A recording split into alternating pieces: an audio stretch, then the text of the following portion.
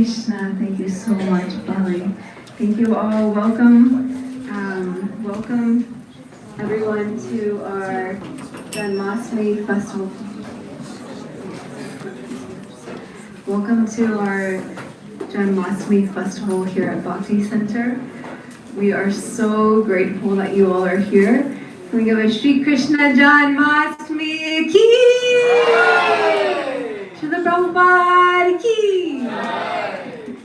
We're going to enter into a very deep meditation tonight, beginning from Krishna's lotus feet and gradually progressing upwards through lectures and bhajans and which way do I need to go? This way. Okay, great.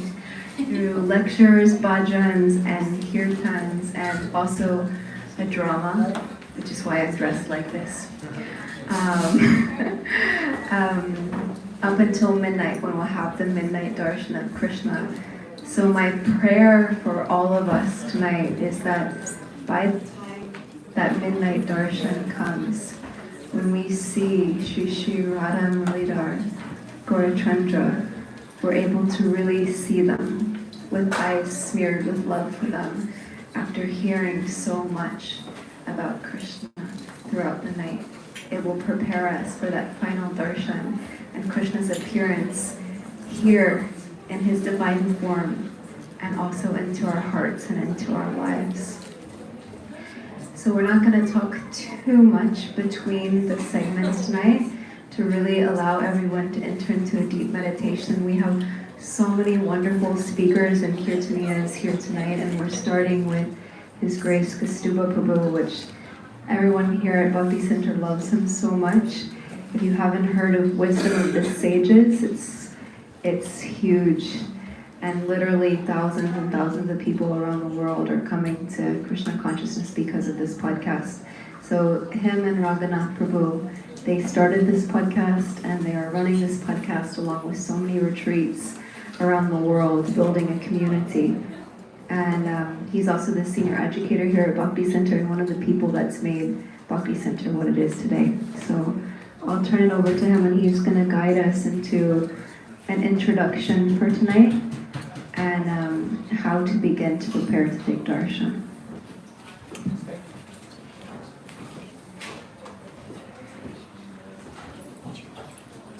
Yeah, that'd be great.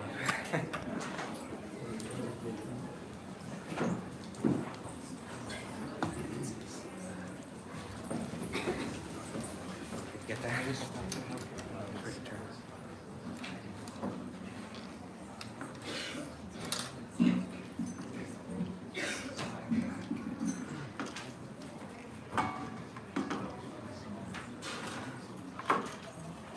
Check 1, 2. Check 1, 2. I don't think it's on. Shri Krishna. I don't think it's on.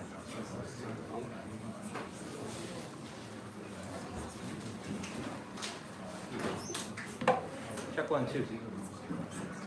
I don't think the microphone's on. Oh. Check 1, 2. Hare Krishna.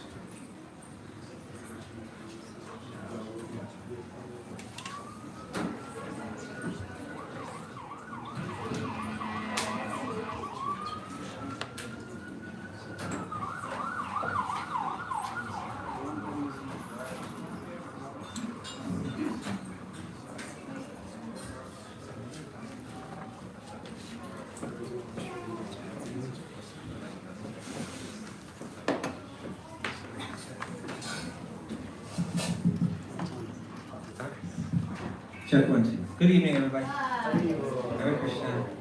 Shri Krishna Janmastami ki.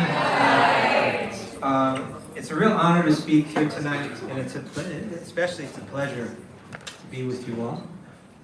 I'm very grateful for the opportunity to be with you. And you know, the topic tonight is Krishna's form. On this night, some 5,000 years ago or so, the most special thing happened. Krishna manifested his divine form in this world. Kind of in this world and kind of not in this world, kind of in both worlds. He does something very special. So my understanding is the theme tonight is we kind of go up as one is meant to take darshan, kind of climbs up from the feet, gradually up, and speakers will speak about Krishna's form as they go down. But I'll just try to speak just something little I know, or I can share, I can read about Krishna's form. But let me just chant a few opening prayers first, and please join me. Om Jnana-timirandasya Jnananjana-shalakaya Chakshurumilitam Dena Tasmai Shri Gurave Namah Shri Chaitanya Manobhishtam Sthapitam Yena Bhutale Swayam Rupa Kadamayam Dadati Swadhantikam Vande Ram Shri Guru Shri Paramam Shri Guru Vaishnavamscha Shri Rupam Sagrajatam Sadhana Raghunatham Idam Tam Sasivam Sadetam Savadutam Vrijana Sahitam Krishna Chaitanya Devam Shri Radha Krishna Padam Sadhana Madhita Shri Vishakam Vitamsha He Krishna Karuna Sindhu Idamabandhu Jagapate Gopesha Gopika Kanta Radha Kanta Namostate Tattva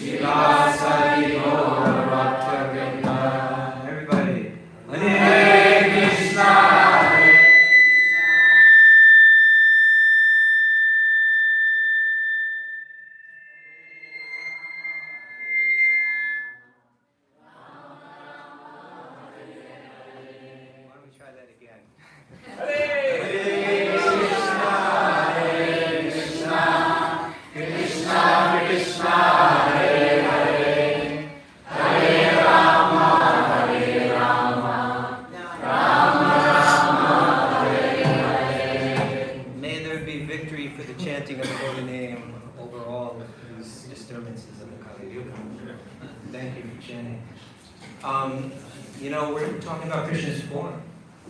Just one glance at that form could relieve us of all of materialism. I was riding a bicycle today. It's so hot. It felt like plants were going to start. It's so humid, intense.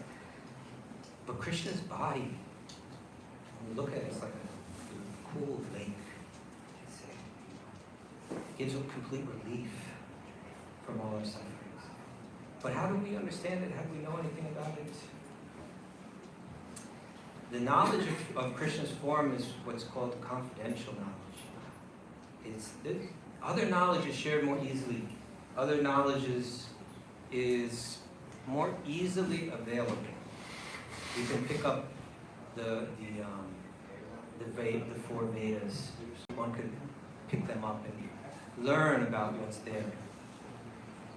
And even begin to practice it. Understanding that it's not such a special thing. Even what's taught in Upanishads, how to become detached from the things in this world. How to see this world for what it is.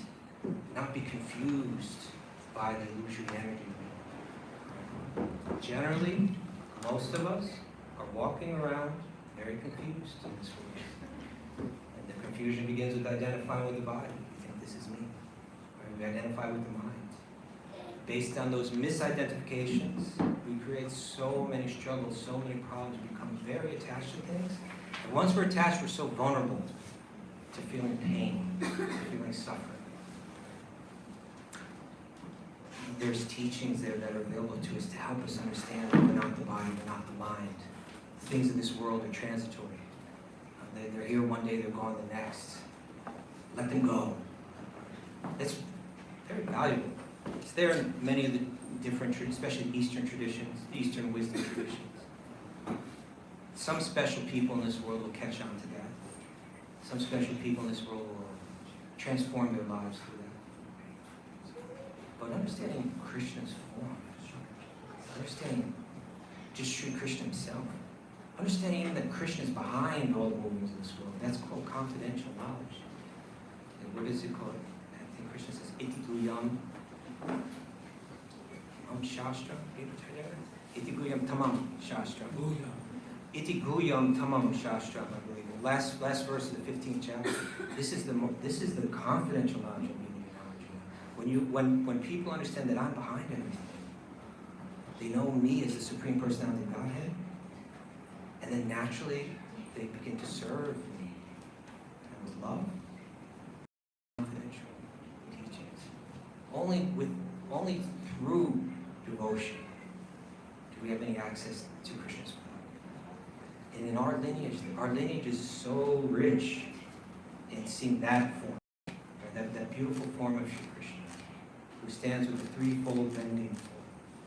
Right? He has a very beautiful complexion. What does it look? What does the color look like? Who knows? Somebody tell me. The monks said it looks like the closest thing that we can really come up with in this world is sometimes you look up at the dark monsoon cloud. There's a beautiful kind of dark color there. It's something like Krishna's, but still it's not. It's not. When we see that form, it'll be like something that we haven't seen, that you don't see of this world. How will we get access? Are we determined? What do you all think? Is this something that you want to see? Want to see Krishna's form? Doesn't sound like it. I mean, what does it take? It takes really the intense desire that this is what I want more than anything else in the world. As a matter of fact, I'm willing to let go of everything to be able to see that form, to be able to serve that form. And it can be revealed to us through the holy name. And through these shastras, we can read about that form. Our heart can become purified. When our heart is in the right place, then the potency of that name and the potency of the verses in these texts that Prabhupada has translated for us, they will be very effective, very powerfully transformational. I wanted to read a little from the Chaitanya Charitamrita because in the Chaitanya Charitamrita, Sri Chaitanya speaks to Sanatana Goswami about Krishna's form. And I thought that would be appropriate for us to read. What do you think? Yes? With me? Are you enthusiastic tonight? We're just getting started, but this is a big night. This is a festival. So let me read some. Before I read, I want to just share some of my own thoughts about reading these books in general. Is that when we hold these books in our hands, what we're holding is, in one sense, it's a physical manifestation, but this is a manifestation of Srila Prabhupada's heart. It's a manifestation of Sri Krishna. I once heard one of Srila Prabhupada's disciples say that he was with Srila Prabhupada, and Srila Prabhupada was holding a volume of the Krishna book. And which those original volumes are really beautiful. They're kind of big, silver. I don't know. I have one. I don't have I need to sit in the full set. It's a big book and well illustrated. But of course, content. It gets Krishna in Vrindavan. The most confidential knowledge is right there in that book. The most beautiful, deepest confidential knowledge that you can find from any source. Through the mouth of Sukadeva Goswami. Right?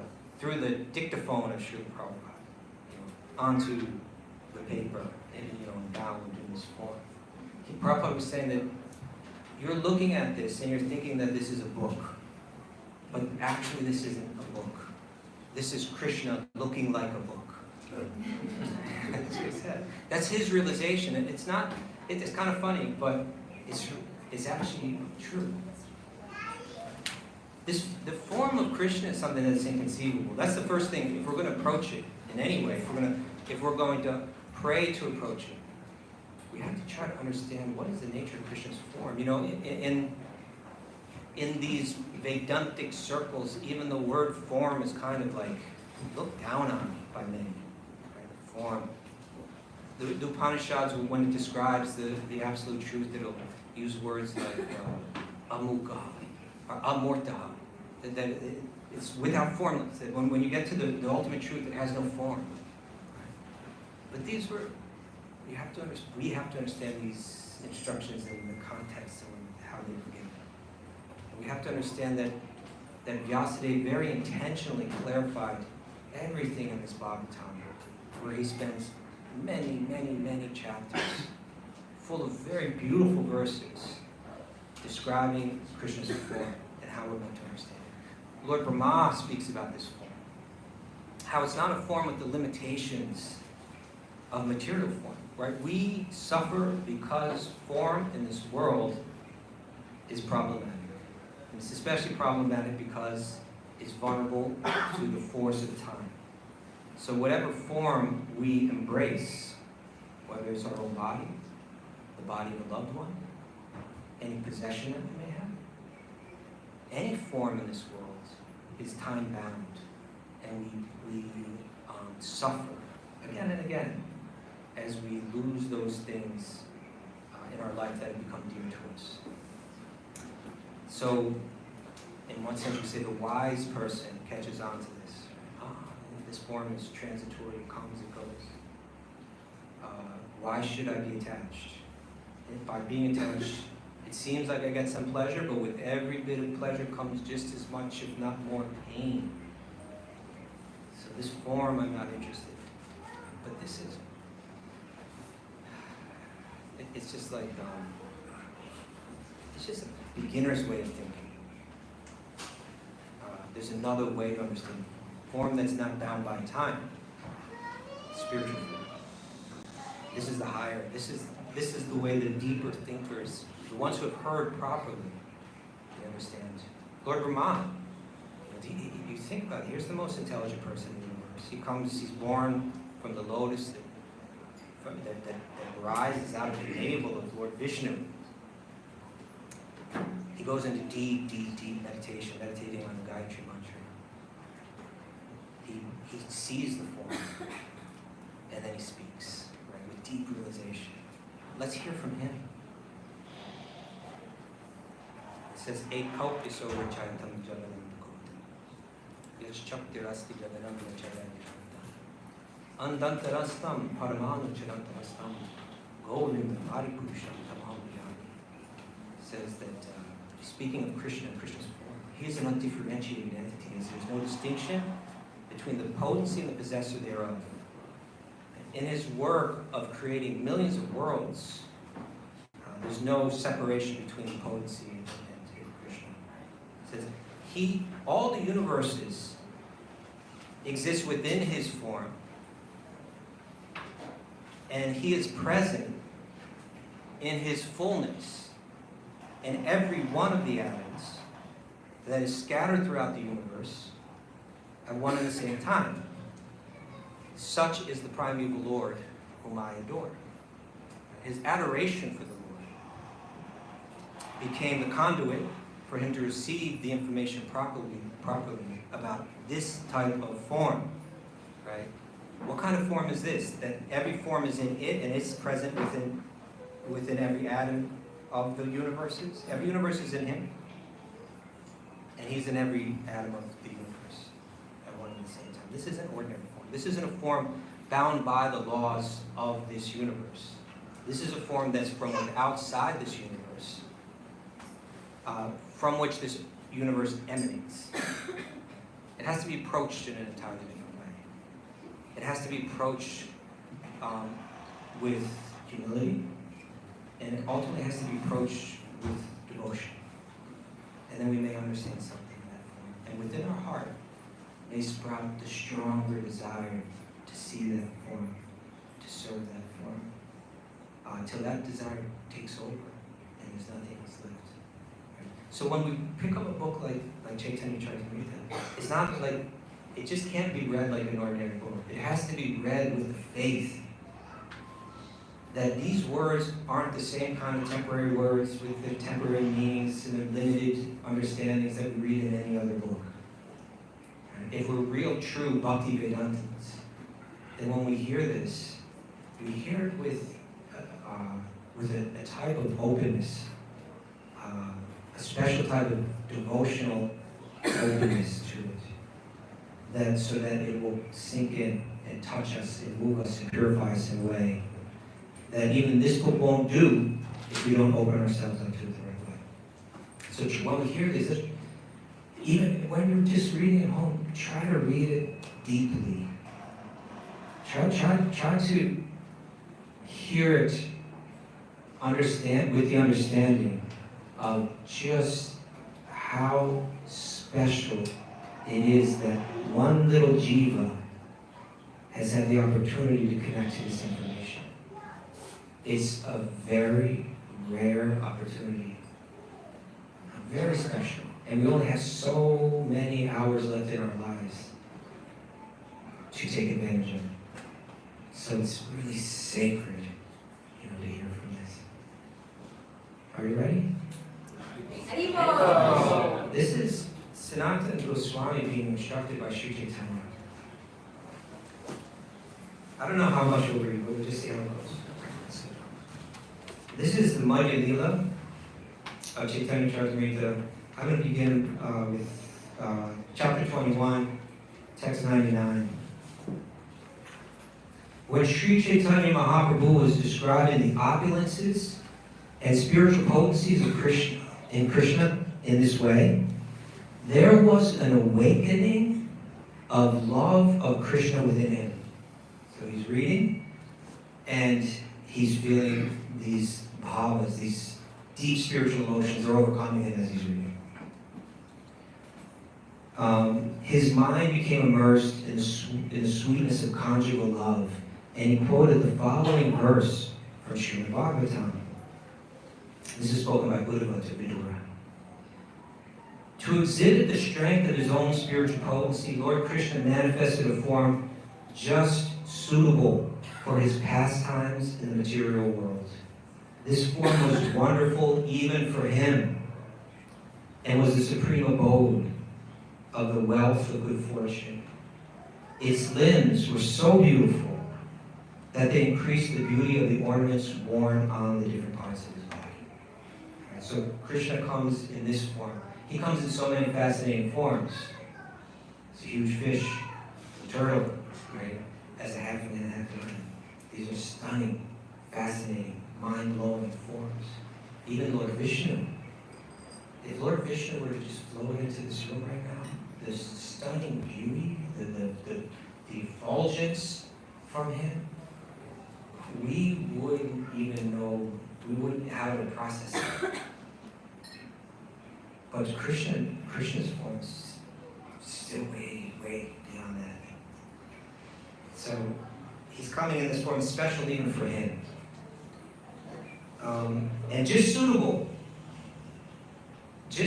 because it's the perfect form for him to engage in loving adventures, right? That human form, that cowherd boy form. He can share love in that form like no other form. It's so special. And that's really all he's interested in, so it's the most special. Text 101. Lord Krishna has many pastimes, of which his pastimes as a human being are the best. His form as a human being is the supreme transcendental form. In this form, he's a cowherd boy. He carries a flute in his hands, and his youth is new. He is also an expert dancer. These aren't trivial items that we mentioned. These are like, the fact that he carries that flute. Okay, so it's got a flute. No. And there's so much conveyed with that flute that he can play that flute. I was reading a verse this morning, is saying that his cheeks, they're full of his flute music. And when you see those cheeks blown out, they look incredibly beautiful. And then he blows this message through the flute, right? It's not an ordinary instrument.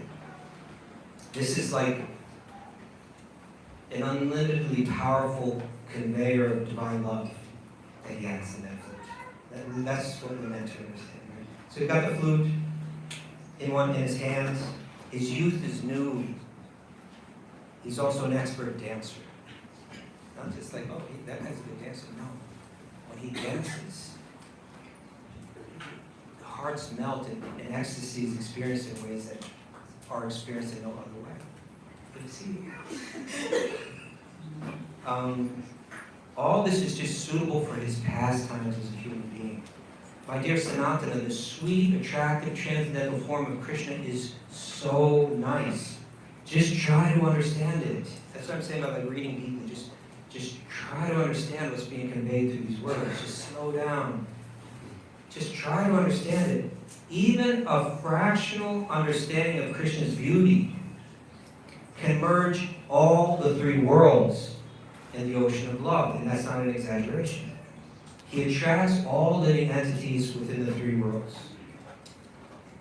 The transcendental form of Krishna is shown to the world by Lord Krishna's internal, spiritual energy.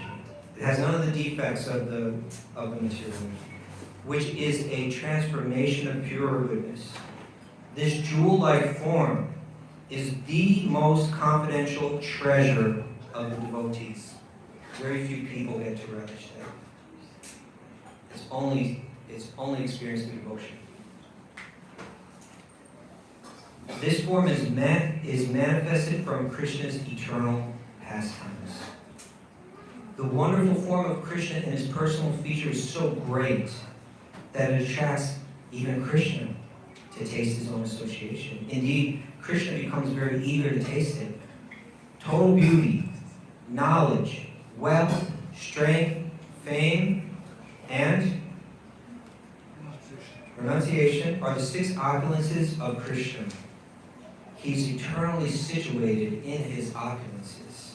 They don't come and go for him, but he exists in them eternally. Ornaments caress that body. But the transcendental body of Krishna is so beautiful that it beautifies the ornaments he wears. And this is important. It's not just jewelry we're talking about, but anything that becomes close to Krishna, its beauty comes out, including ourselves. So, ornaments caress that body, but the transcendental body of Krishna is so beautiful that it beautifies the ornaments he wears. Therefore, Krishna's body is said to be the ornament of ornaments. Enhancing the wonderful beauty of Krishna is his three-curved style of standing. Everybody talks about this. Right? That he stands in a special way. He doesn't stand like an ordinary person. He stands with a type of beauty and relaxed kind of,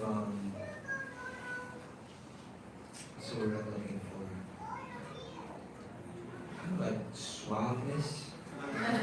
Like he's so relaxed and cool and beautiful. And it's so much is conveyed in just his posture. That's swagger. The lean, right?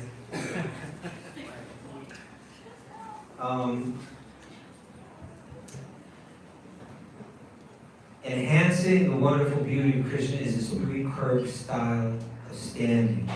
And above all these beautiful features, what's going to be more beautiful? What feature of his body is going to be more beautiful than this? Huh? That's still to come. Next, the eyes. It says his eyes.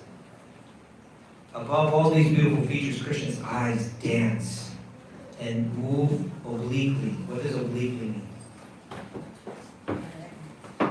Yeah. It's everything's a little crooked with him. He's going to look at it from the side. He's got incredible style in everything that he's doing.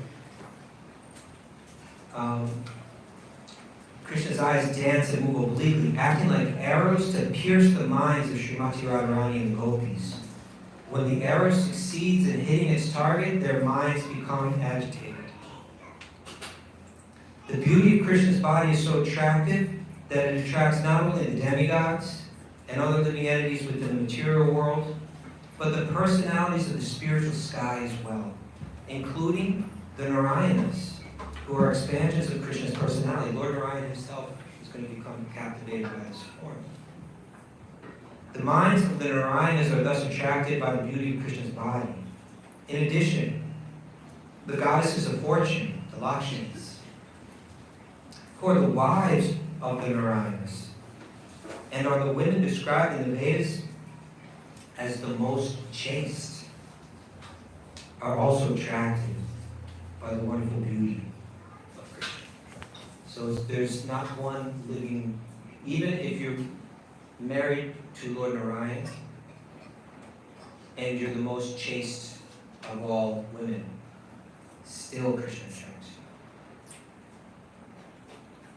captivates you. And now, the next verse. Favoring the gopis, Krishna rides on the chariots of their minds. And just to receive loving service from them, he attracts their minds like Cupid. Therefore, he is called Madan Mohan, the attractor of Cupid. Cupid has 5 arrows, representing form, taste, smell, sound, and touch. Krishna is the owner of these 5 arrows, and with his Cupid-like beauty, he conquers the minds of the gopis, though they are very proud of their super excellent beauty. Becoming a new Cupid, Krishna attracts their minds and engages in the rasa dance. When Lord Krishna wanders in the forest of Vrindavan with his friends on an equal level, there are innumerable cows grazing. This is another of the Lord's blissful enjoyments. When he plays on his flute, all living entities, including trees, plants, animals, and human beings, tremble and are saturated with jubilation. Tears flow constantly from their eyes. So that's a feeling. It's describing the ecstasies of Krishna's pure devotees. That they don't only feel jubilation. Even just the word jubilation is more than happiness, right? It's like a joy that rises within you that is kind of out of your control.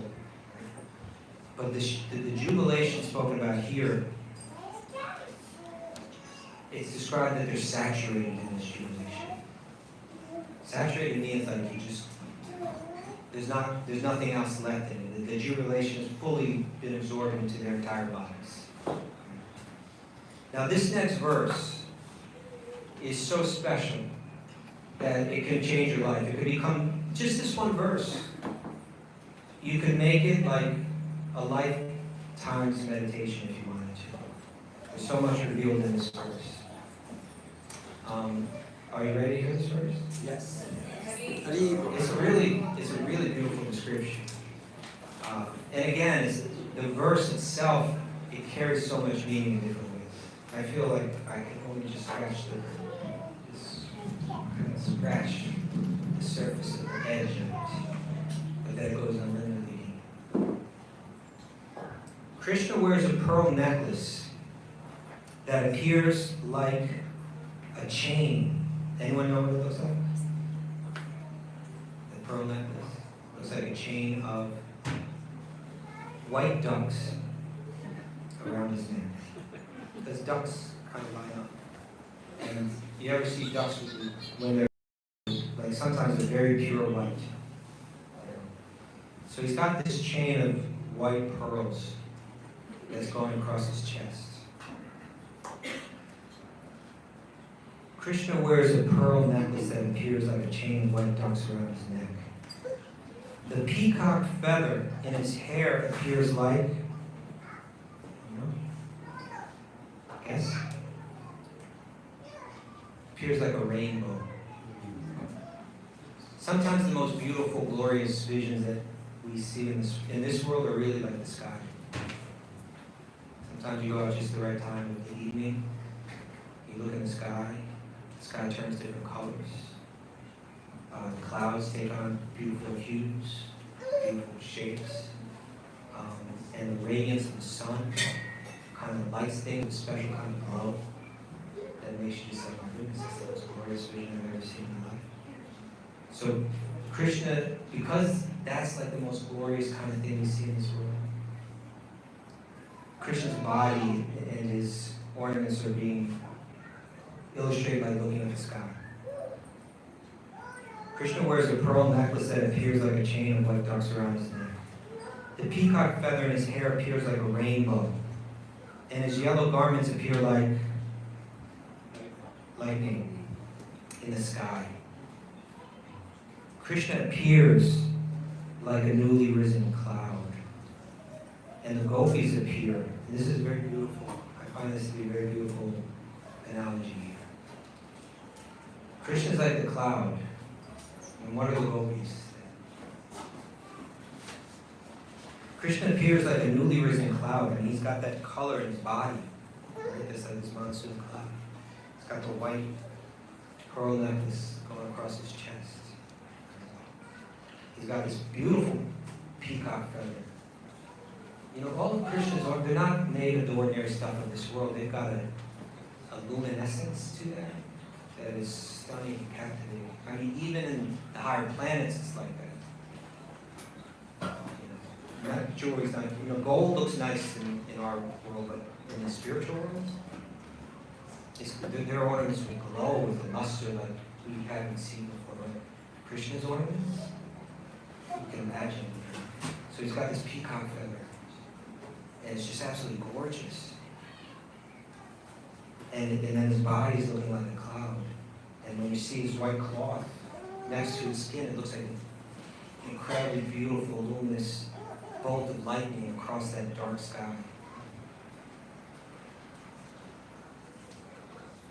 And so he's like the cloud. Krishna appears like a newly risen cloud, and the gopis appear like newly grown grains in the field. So now, like, the storm is kind of, you know how like it looks very beautiful before a storm, and then you have the grains. You can imagine they're kind of blowing wind, but they're responding to the clouds. Constant rains of nectarian pastimes fall upon these newly grown grains. Krishna's the cloud, gopis are the grains. And his pastimes are like raining down this jubilation, right? Constant rains of nectarian pastimes fall upon these newly grown grains, and it seems that the gopis are receiving beams of life from Krishna, exactly as grains receive life from the rains. Like you see a plant, my wife takes care of them. She's got quite a few plants in our apartment, but she's staying in England for some time caring for her mother. So I have to take care of the plants, and I'm not so experienced. I'm doing pretty good. But sometimes, especially when it gets really hot, I walk in and say, oh my God, that plant is just drooped. Like, it's like, where were you when I needed you? And the plant is drooped. And then you pour water, and in no time, it becomes full of life again. And so the gopis, it's saying that Krishna's pastime, he's like this beautiful, stunning cloud. He's walking by, and they're entirely captivated, and their hearts, their minds and their hearts are completely dependent on him. If they're without him, they're drying up. They're wilting. They're dying. They're totally dependent on him. Like, if there's no cloud, the grains are all going to die. And Krishna's that cloud that's raining the nectar of his pastimes in their minds and their hearts and giving them life. This is actually what we need in our lives. We need that connection with Krishna. when we have that connection with Krishna, we come alive again. Sometimes there are these artificial things in our lives that we think, oh, that's giving me life. I come home and I flip on Netflix, it gives me a little life. Right? I go to the refrigerator, I pull out something to eat, it gives me some life. Right? Oh, I got a new romantic, possibility in my life. Oh, it's going to give me some life. Right? These things may give us a little jolt, a little something. This is the real thing. This is the real thing. This is what we're waiting. This is that which doesn't disappoint. This is that which time doesn't take away from us. This is something that satisfies in a way that we have no idea. We just have to try to hear about it. We just have to try to hear what they're talking about and accept it with the value that it has, the true value that it has. If we just hear in this way, this is the method. It's not performing huge sacrifices with great opulence and precision. It's not walking away from the comforts of this world and disappearing into a cave and analyzing all the material desires and cracking them each with our powerful analysis. It's not mastering control of the body and the mind, bringing it to one point and going into deep states of trance. It's hearing, but hearing in the right mood, hearing from the right source, and hearing from the right mood. This form we won't see with our material eyes. This form that gives such life, we're not going to see it with these eyes. We're not going to understand it through our speculation, right? That all the universes, that he exists in his fullness in every atom scattered throughout the universe, and at the same time all the universe exists within. That's not something that you come to through your own speculation. You can't approach it through speculation. You can't approach it empirically. There's only one way to access it in this world, and that's through hearing. You have to hear about it. You have its testimony. It's through testimony of those who have seen it and have experienced it that we can have access to it. That's why these books are so precious. That really none of us should go a day without picking them up and at least spending a little time, just at least a little bit of time. If you spend a little time each day, you're going to want more. And it's going to start to grow and grow and grow. Especially if you can share it with some friends in life. And especially if you can hear it from those who have very deep realizations about it. Then this is going to grow. Right? And the most, the sweetest and in one sense most undeserved benediction is just sitting right here, right in our homes, collecting dust maybe, full of such potency. Right? This is the lifeline. So these gopis are like these grains. It's their thoughts of Krishna, the sight of Krishna, the pastimes of Krishna, their connection with Krishna that makes them come back to life. They come alive. How will we access it? How will we see the form of Krishna? How will these pastimes come alive in our minds and our hearts? How will we enter into that lila? How will we play? How will our role in that lila be revealed to us as the supreme benediction, the very goal of all of our spiritual practices, the eternal shelter? How will we get that? How will we know who we are? What role we play? It will all come to us through the holy name. That's the way our acharyas teach us. That just through this chanting, we have to chant with the right desire in the heart, with the right intensity in the heart, with the right understanding of who we're chanting to, and why we're calling out to them, and the way that we'll get those sentiments understood deeply and correctly is they're all provided through these books, just by hearing through them and hearing about them. So all night we have wonderful speakers tonight that are going to be describing Krishna's form and the Lord. But we'll also be combining with kirtan. Because this is kirtan. You know, this is what is also revealed in Chaitanya Janmastami. There's a conversation, and it explains everything. Conversation between Sri Chaitanya and Prakashananda Saraswati, where Sri Chaitanya talks about how he learned how to practice bhakti. Right? His guru explained it all to him.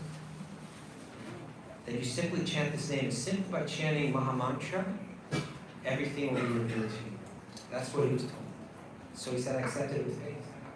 And he said, and then my guru told me, he said, in this age of Kali Yuga, there's no other way, there's no other way, there's no other way than chanting Krishna's name.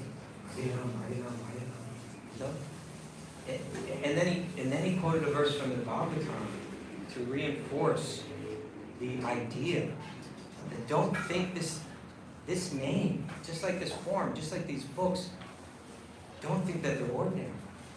That when one chants this name, everything is revealed to them. The deepest ecstasies are revealed to them. It's simply by chanting the holy names. When he hears that name, when he hears the deepest ecstasy, he chants like a madman. They lose it. Not even caring for the opinions of others. You become removed from this world. You enter into the spiritual world just by that. So by Shravana, hearing these books, hearing them with trying to open ourselves up to them. Not studying them just ticking off the pages to say that I read it. Not studying it even exactly like a scholar to know it better than others know it. But studying it that our hearts and our minds will become transformed by it. So that we can know how to serve these Krishna. Hearing, and then chanting. Chanting that's become transformed. Chanting that's become nourished by this hearing. Right? So that there's a genuine longing in the heart. That's our practice. And on days like today, it's a special opportunity. Bhakti Vinod Thakur tells us this, I think he says that. Madhavatiti, Bhakti Janmastami. That these special days that are related to Krishna, like Janmastami, that they give birth to Bhakti. There's some special opportunity. So this is our opportunity tonight. We've come together. We're all in the right place. Anyone want to be anywhere else? No. We're in the right place. We're with the right people. Yes. Yes.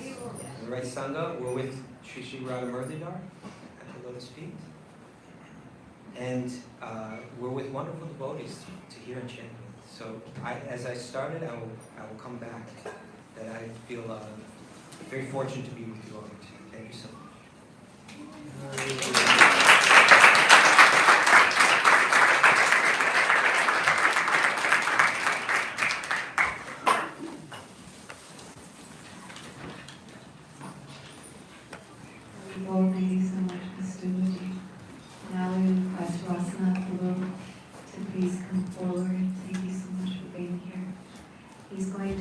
To us about Krishna's lotus feet and then lead us in a bhajan. It's Tava Pada Yude, so he'll speak first, but then everybody can pull up the bhajan on their phone. TAVA space, TAVA space, YUGE. Okay, songs. Thank you.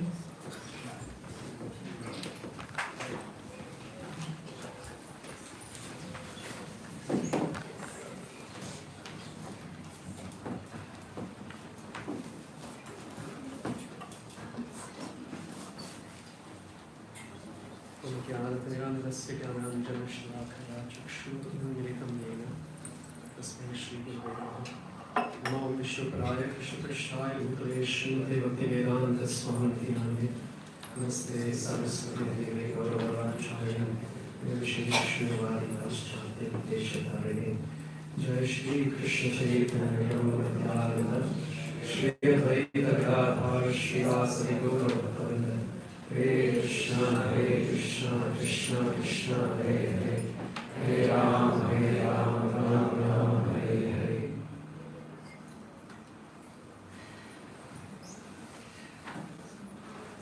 So I've been requested to speak on, I can do my heartbeat, not because I'm so attracted to Krishna's form, but I'm so nervous. Because I've been asked to speak on a topic that I very honestly say I understand very little about. And perhaps that's the reason why Krishna is asking me to speak on this topic. Because it forces you to look inside and experience your own shallowness, and hopefully at least approach the service of presenting with a desire to understand more. So that's how I'm here.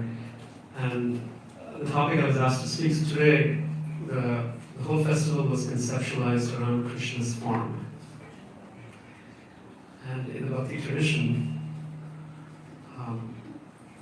the way we look at Krishna's form when we come into the temple, when we take darshan, which we will touch upon that word again, we start taking darshan of Krishna's form. See, we can do a better talk. We take darshan of Krishna's form by first starting with his feet. And even in our world, we see how the entire profile of a person is unraveled with a thumbprint. Right? And in the same way, the unveiling of Krishna, his name, his qualities, happens when we develop a relationship with Krishna's feet. And that will be our topic. We'll try and unpack that in whatever time that we have. So Krishna's feet, what color is it? Reddish, pinkish. And what is the description usually of Krishna? What's that? Lotus feet, right? We can call it lotus. There are many reasons given why Krishna's feet is called lotus feet. Because they're reddish, they're soft, like the petals of a lotus flower. And it's also described that Krishna's feet never leave Vrindavan, which is like a lotus flower. So Krishna's feet, and there are many other reasons, many other descriptions as to why Krishna's feet are called lotus feet. And how many markings are there on Krishna's feet?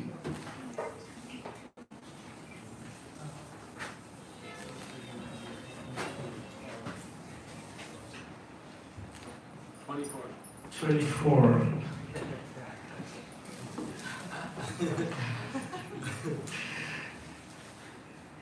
Any other takers?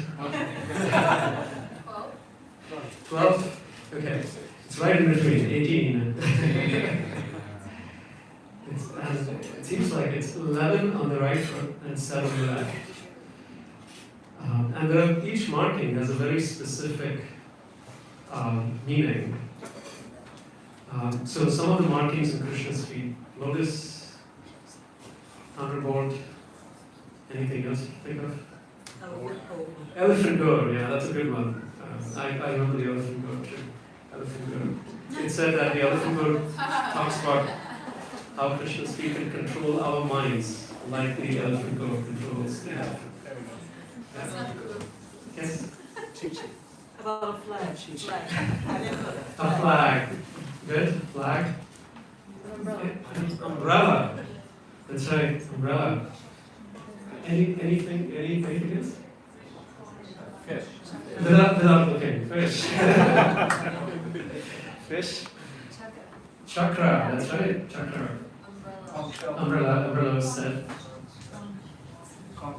Conch shell. Half moon. 2 circles. A curved line. A triangle. there are many different markings in Krishna's feet, and each one has a specific meaning. I we don't have the time to unpack all of that. But I thought we would start off with a description of Krishna's feet so that we can really put these impressions in our mind as we enter into the pastimes of Krishna that pertain to his lotus feet. So we'll be breaking up this conversation into two parts. We'll spend a little time on unpacking some of Krishna's pastimes very briefly that directly are connected to his feet, his lotus feet, because his feet have the power, they create a certain effect. And the effect is very, very beautiful, very powerful. And then the second part, we will talk about what is the relationship of a practitioner to the feet of Krishna. So, any pastimes that come to your mind as you think about Krishna's feet? Or any effects, any very powerful effects that are described in the Srimad Bhagavatam that pertain to Krishna's feet? Yes? Caleb? The gopis feel so bad about Krishna going out with the cows because they're afraid that the stones will hurt his soft feet. That's right. And the gopis are so afraid when Krishna is going out into Vrindavan to graze the cows that they're afraid that the stones and the thorns will hurt Krishna's feet. And you know what the cows are thinking? It's beautiful. Like they describe how when Krishna takes his cows, the cows are actually kicking sand with their hooves because they want to make sure that they cover the pebbles and thorns so they can protect Krishna's feet. Beautiful, right? Any other pastime?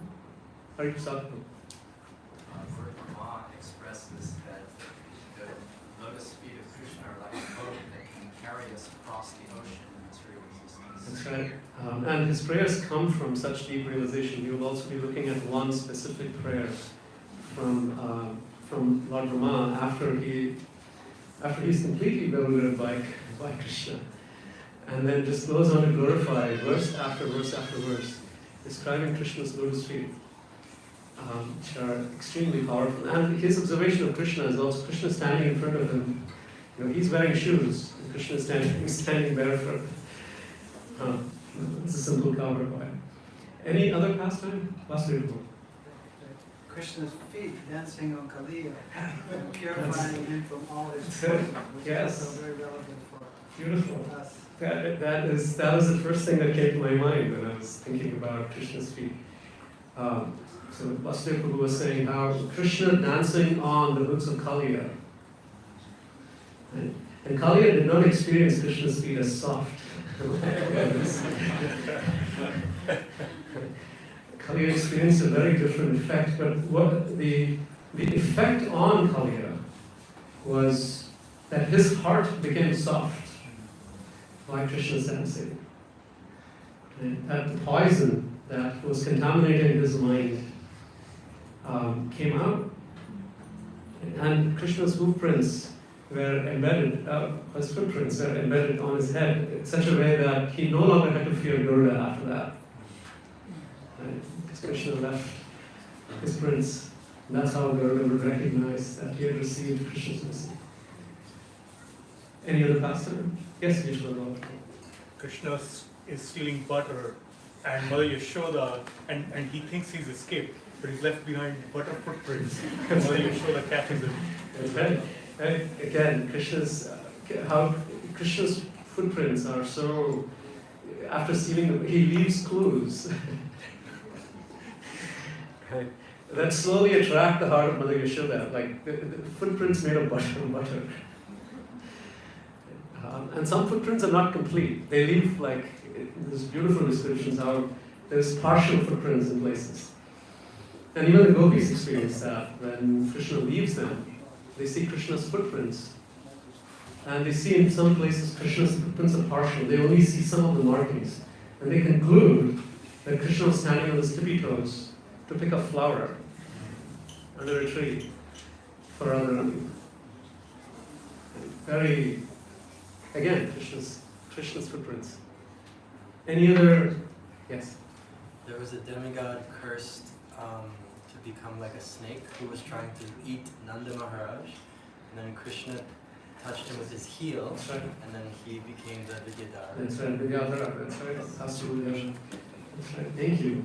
Beautiful. Yes, yeah, somebody. Markandeya Rishi seeing the form. Yeah, great, Krishna. Yes. Krishna sucking his toe. Yes, the 12th canto of the Bhagavatam, the Markandeya Rishi is seeing Krishna, and Krishna is lying on this big leaf, right? And it's a deluge. It's like there's a pralaya. There's just water everywhere. And what is Krishna doing? Sucking his own toe. And Chakravarti Thakur comments so beautifully. Krishna is wondering, why are people talking about my feet all the time? Let me try and taste it. So Krishna puts his own feet in his mouth. Any other pastime? Yes? Akrura seeing Krishna's footprints. Fantastic. Akrura seeing Krishna's footprints. The experience of hope. Because when Akrura approaches Vrindavan, what is his mission? Right? You think about Akrura's mindset. He's coming as an emissary of Kamsa to take Krishna. He's leading Krishna and Balaram into a death trap. And so he has all of these doubts in his mind as he's approaching Vrindavan. And when he reaches Vrindavan, the first thing that he sees is Krishna's footprints. And those footprints give him hope. And in his mind he's thinking, but never mind all these thoughts. Right? And then he sees Krishna's prince, and then he gets off his chariot and offers his obeisances to Krishna's prince. And in his heart, he's thinking about how Krishna will refer to him as my dear uncle. Right? Transformation. Anything else? Is Shamakun created by his flute or by his foot? I can't remember. Shamakun? Yeah. It's his heel, right? Heel? Yeah. He takes his heel on the ground and then Shamakun. Wow, I didn't know that. I did not know that. Thank you. Krishna digging his heels and Shamakun getting created from Krishna's heels. Yeah, let me see if there's. Yes, Sri Kalatu. Hare Krishna. Shakatasvara. That's right. Please. He's a tiny baby, he's just a few months old, and he's placed under the cart and he kicks his feet up and the cart explodes on the touch of his butter soft feet. That's right. Krishna's Shakatasvara pastime. Krishna breaks the cart completely by a mere touch of his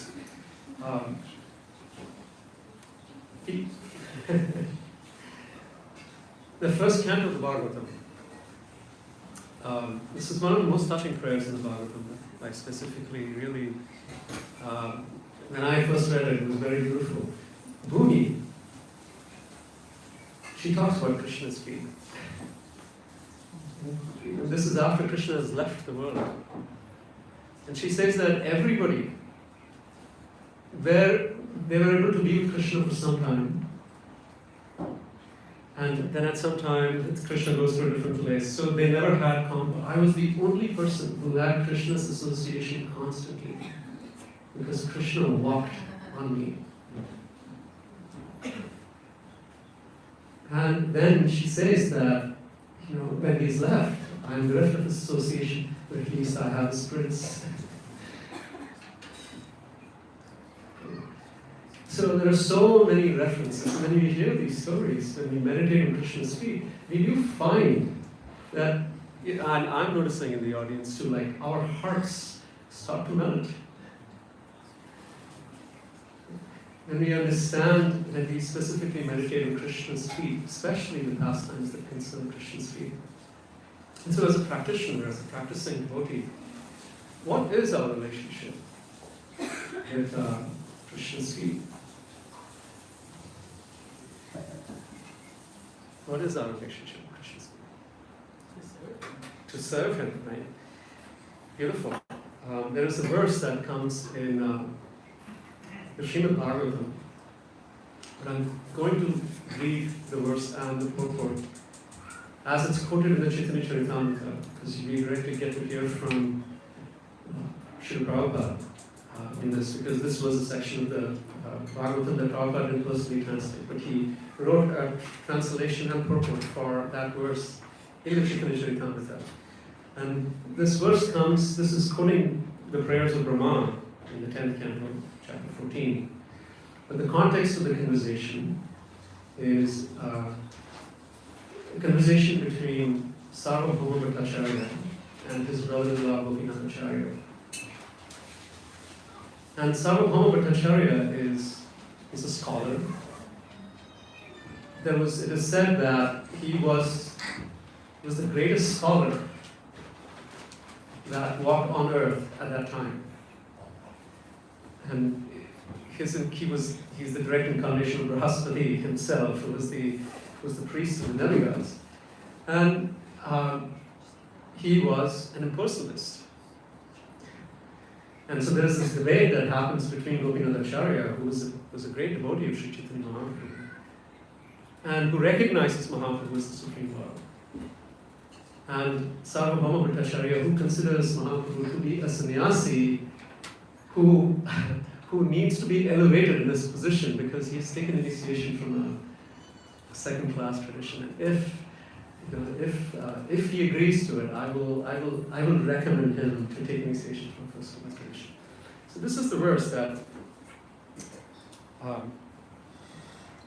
Gopinathacharya quotes. He says, Gopinathacharya tells Sarvabhauma Bhattacharya, it's not your fault that you don't recognize him as the Supreme Lord. It's not your fault because the only way anyone can recognize the Supreme Personality of God, experience Him directly, is when they receive the mercy of His lotus feet. And there is no other way. In the verse, Athapi te deva padam bhujatvaya prasad lesha anugrahita evahi janati tattvam bhagavan mahimno na chanyam ekopi chiran vichinnam. This is Brahma saying. The translation is, my Lord, if one is favored by even a slight trace of the mercy of your lotus feet, he can understand the greatness of your personality. But those who speculate in order to understand the Supreme Personality of Godhead are unable to know you, even though they continue to study the Vedas for many, many years. And as practitioners, the reason why we want to know Krishna. Krishna in the Gita says, Janma karma chume vidyam evam yo vedi tatha yaktva devam punar janmanayati mameti sojana. We want to know Krishna.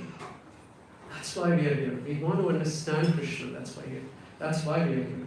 And the only way we can understand Krishna is if Krishna chooses to reveal himself to us. And after many, many years of practicing and studying, our spiritual life can continue to be completely dry. We can still be functional atheists. When we come in front of the altar, we still will not be able to see Krishna present.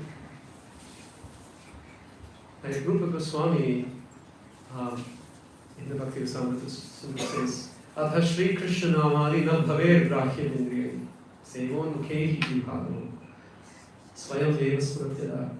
Adha Shri Krishna, Krishna's name, Krishna's form, Krishna's qualities cannot be accessed by the material senses. We cannot understand Krishna, and if we cannot experience Krishna, the only thing that gives us unrelenting, undeniable faith is the direct experience of Krishna. There is no substitute for it. And that direct experience of Krishna only happens when Krishna chooses to give it to us. So as a practitioner, what we are longing for is so that Krishna can open those doors, so that we can experience Krishna directly. The dryness, the hardness of our heart can melt away so that we can experience Krishna directly. And that is only possible by the grace of his lotus feet. So when a devotee looks at Krishna's feet, what comes to the mind of the devotee is seva. It's the mode of service. Because by approaching Krishna's feet in that mode of service, we have some chance that Krishna will one day reveal his name, his form, his qualities, and his pastimes. The famous story of Bhaktisiddhanta, the famous line of Bhaktisiddhanta Saraswati Thakur, don't try to see Krishna, serve Krishna, so that Krishna wants to see you. So when we see, what can we see? But when we think about Krishna's feet, the idea for a practitioner is to engage. That's why Padasevanam is a very important anga of devotional life, because the idea of Padasevanam is service, not just to Krishna, but also to everybody who sit on Krishna's feet. And that's why great devotees are called Prabhupada, because they're sitting at Krishna's feet, and by serving those devotees, right?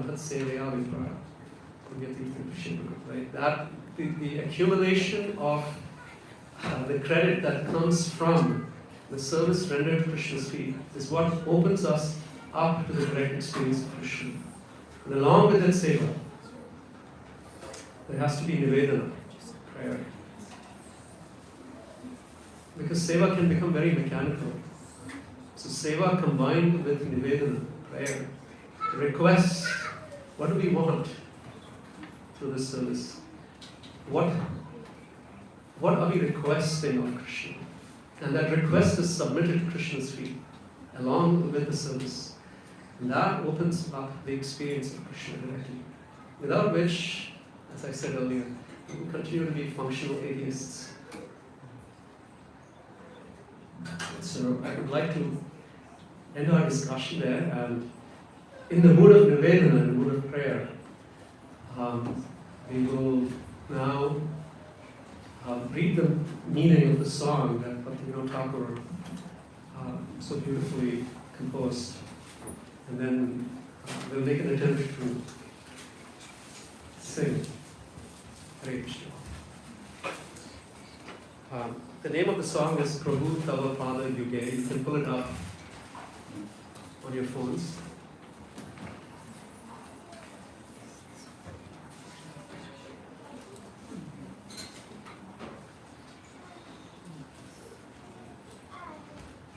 KK songs are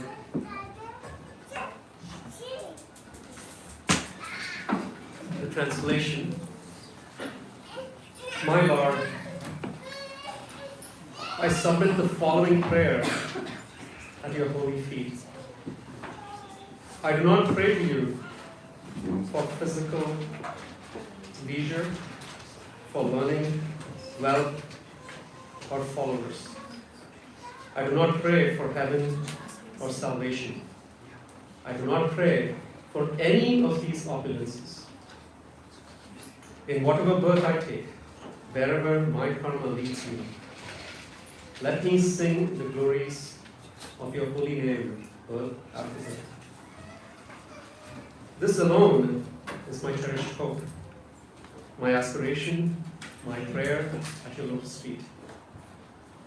Let causeless and uninterrupted devotion awaken within my heart and flow towards you.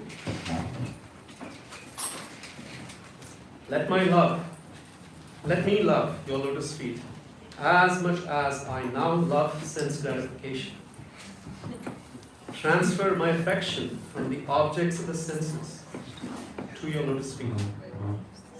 In danger or success, good fortune or disaster, let me remain in equipoise, and let my affection for you increase day by day by the influence of the holy name.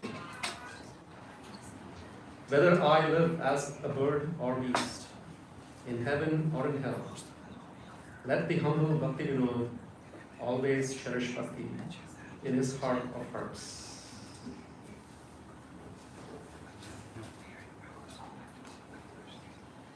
So as we sing this beautiful song of the Moon Parkland,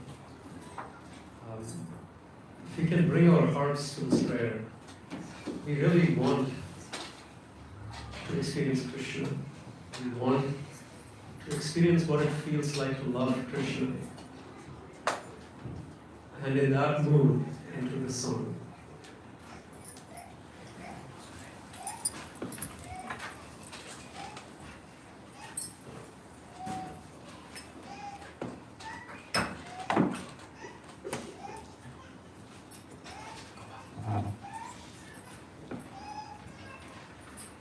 We'll sing in call and response, so I'll sing first. And after this one. Thank you.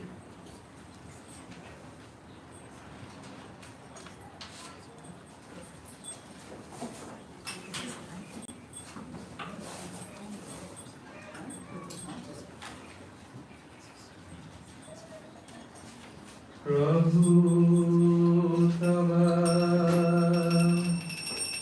Adayuge Murani Vedana Prabhu Tava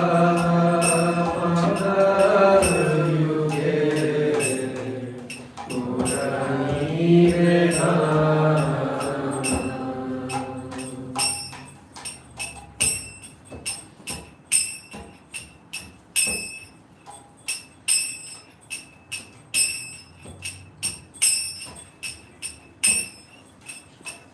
Prabhu Tava Padayuge Purani Vedana Prabhu Tava Padayuge Purani Vedana Nahi magi deha sukha, nahi magi deha sukha, nahi magi deha sukha, nahi magi deha sukha,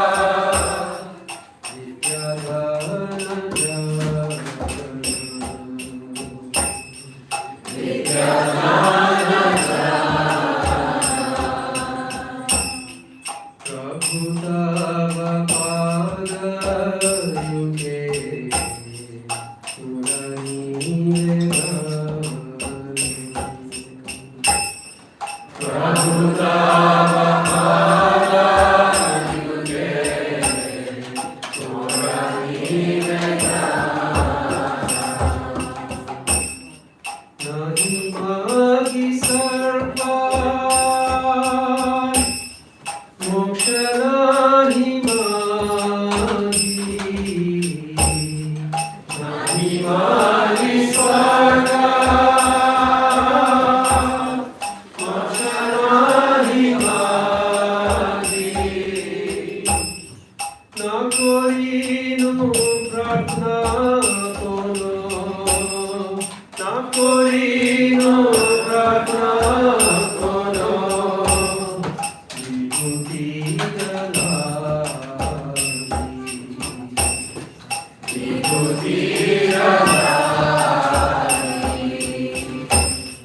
Prabhu Tava Padayuge Murani Vedana Prabhu Tava Padayuge Murani Vedana Nija karma guna doshe de janma paan Nija karma guna doshe de janma paan Janme janme lo dava Janme janme lo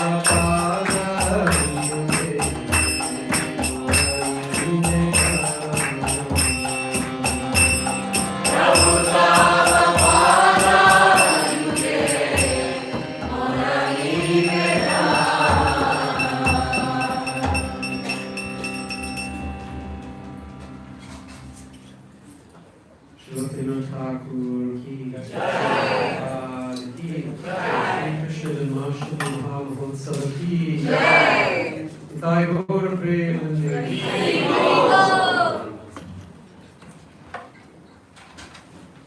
Thank you so much, Vasana.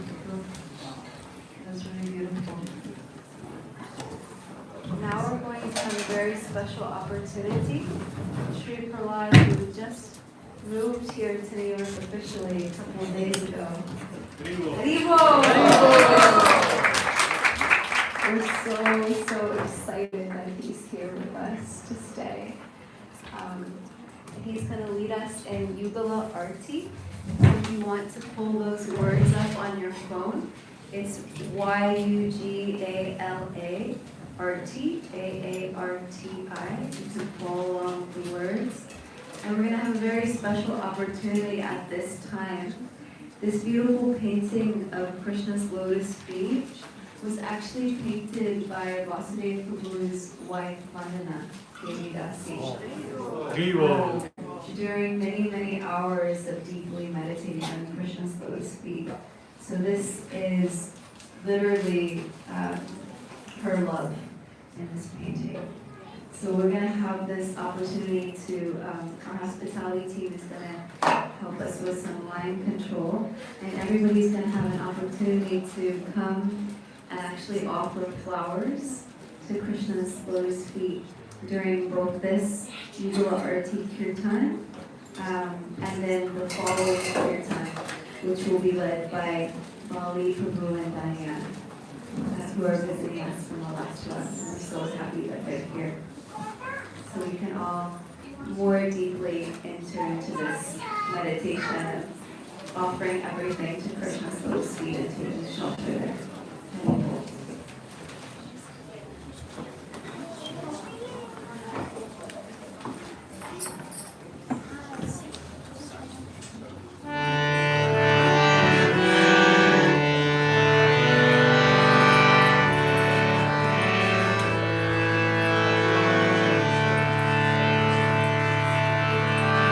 Krishna Janmastami ki Jai.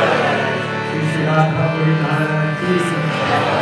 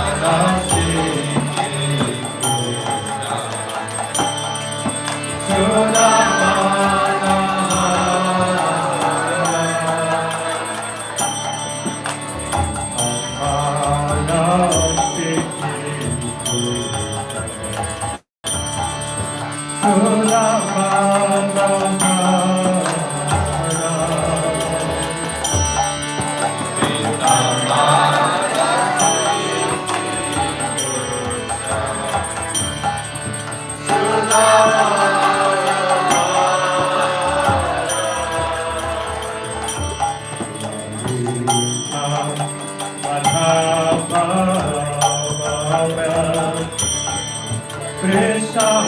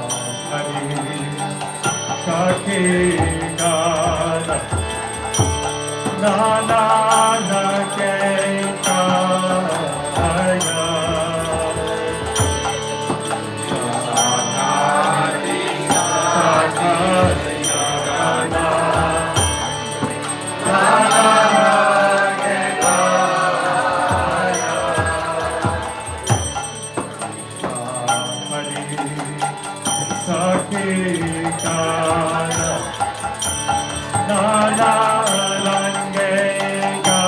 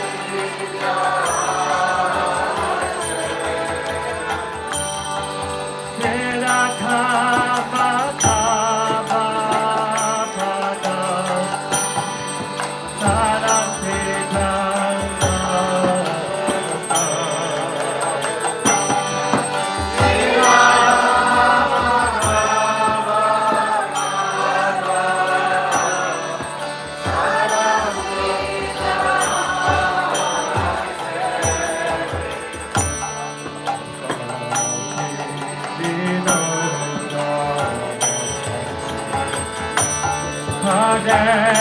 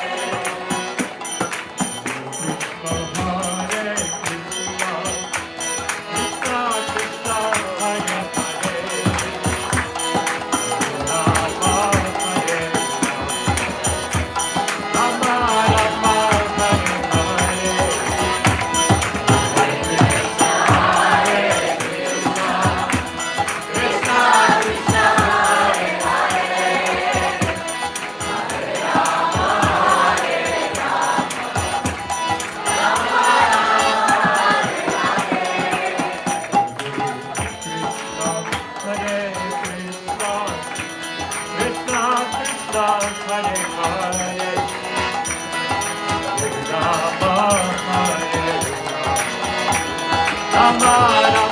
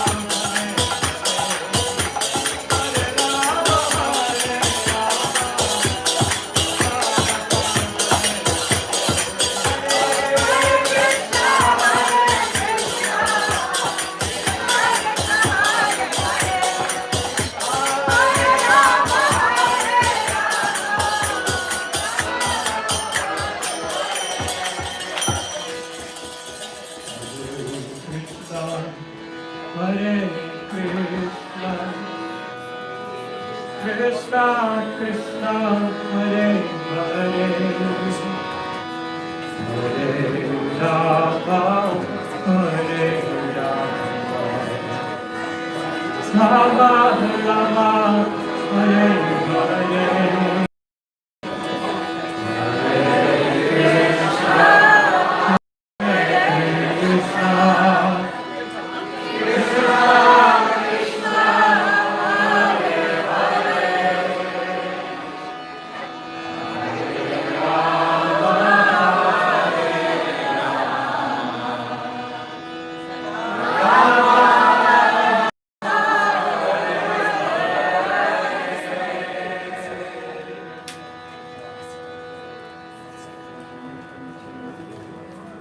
Shri Hari Ram Sankirtan Ke Shri Krishna Janmastami Ke Shri Shri Radha Muridan Ke Shri Prabhupada Ke Gaur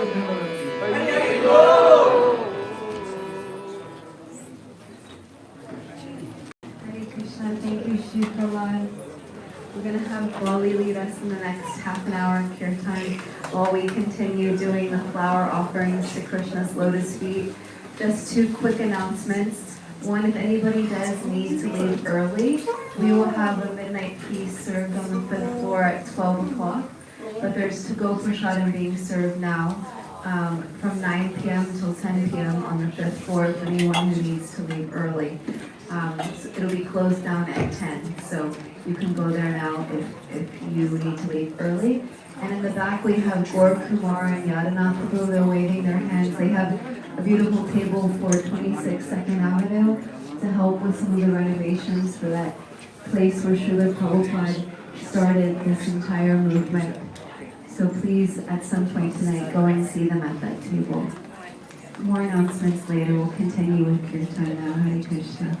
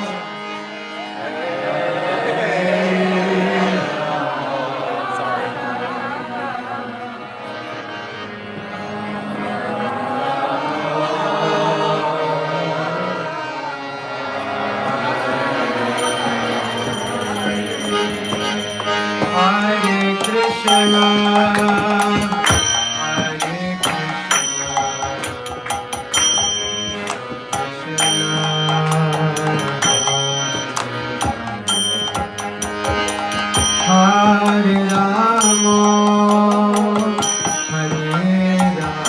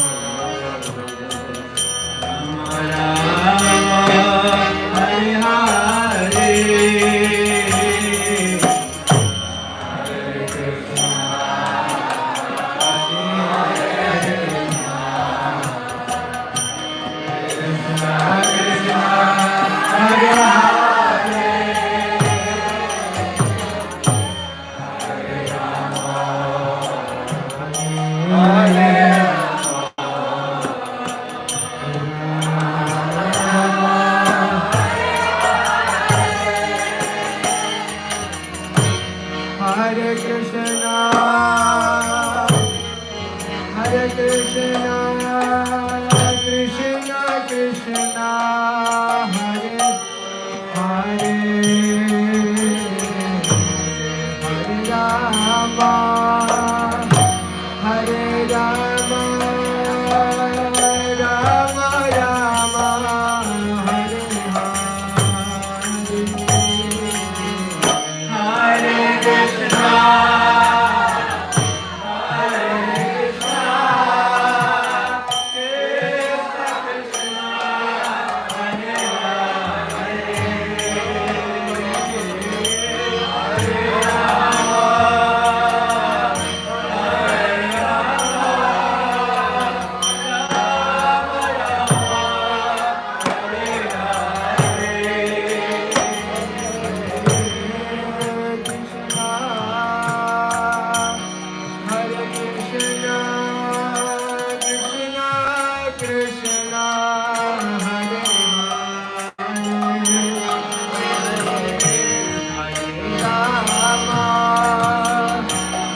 Hare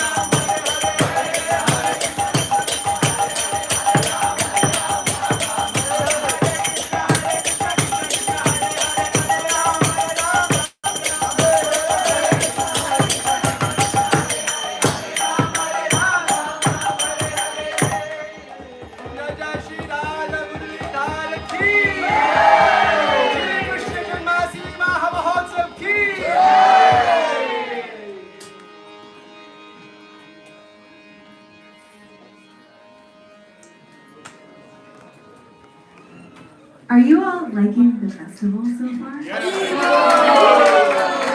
If you're liking the festival so far, say Haribo! Jai. Well, everyone can turn to Vasudev, our next speaker, and thank him because he came up with the idea to have this meditation from Krishna's lotus feet to his smiling face. Jai Vasudev! And he's also our head pujari, and I just want to give a big thank you to all of the pujaris who have done so much service for Sri Radha our Gaurachandra today. The dressing this morning was done by Nandini Radhika. Nandini Radhika, come here.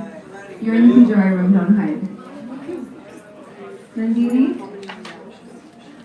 Okay, she's hiding. She did an amazing work. And Nayana Manjari and Achyuta Gopi, they decorated this beautiful altar, and Kadamba Manjari, where did she go? What did I say? Kandarpa, oh, I'm so sorry. Kandarpa Manjari, she made this backdrop and these decorations. And so it's because of all of them serving the Lord together. And Jaigiri Dari dressed the chotas and Lord Nishis. And Sri Gandharvika will dress tonight.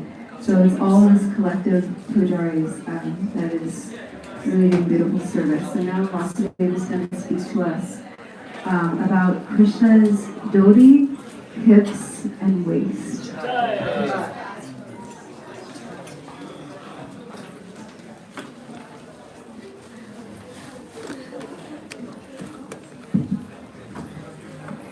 Om Agyanatimirandhasya Jnananjana Shalakaya Chakshurunmilitam Yena Tasmai Shri Gurave Namaha.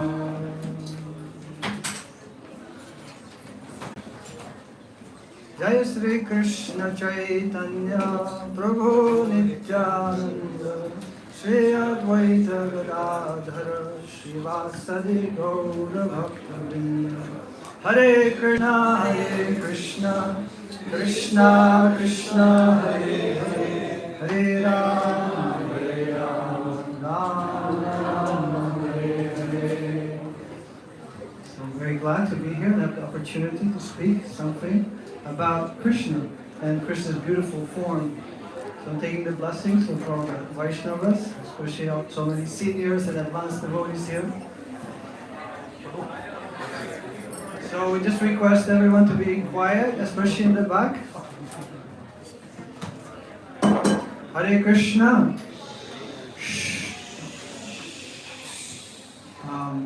We all want to talk, but this is not exactly a social event. This is an event where we're trying to meditate, where we're trying to absorb our minds in Krishna through His holy names, through chanting, and through hearing about Him. What I'm doing is also a form of kirtan. There's different kinds of kirtan. There's Nam kirtan, there's chanting the names, and there's also Rupa kirtan, a glorification of the form of the Lord. So that's the theme of this festival, it's Rupa kirtan. We're trying to glorify the form of the Lord, and we're trying to enter into meditation on that form. So Rasna Prabhu, well, first Kaustubha Prabhu set the scene by explaining how wonderful and amazing this form of Krishna is. And Rasna Prabhu, he took us in the meditation of Krishna's lotus feet, which are the shelter of the devotees. And by offering our prayers and our lives to Krishna's feet, we can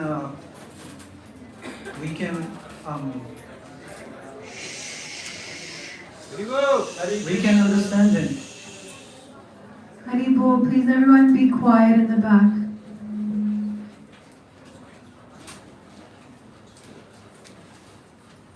So Krishna is distinguished with 64 qualities.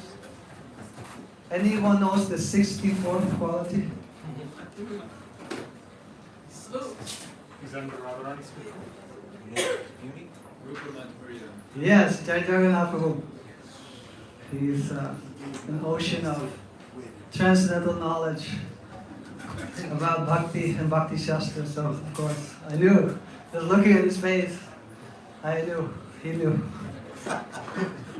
So yeah, Rupa Madhurya. Krishna's form is filled with sweetness. It's so beautiful and sweet that it's called Lavanya Saram in the Shastras.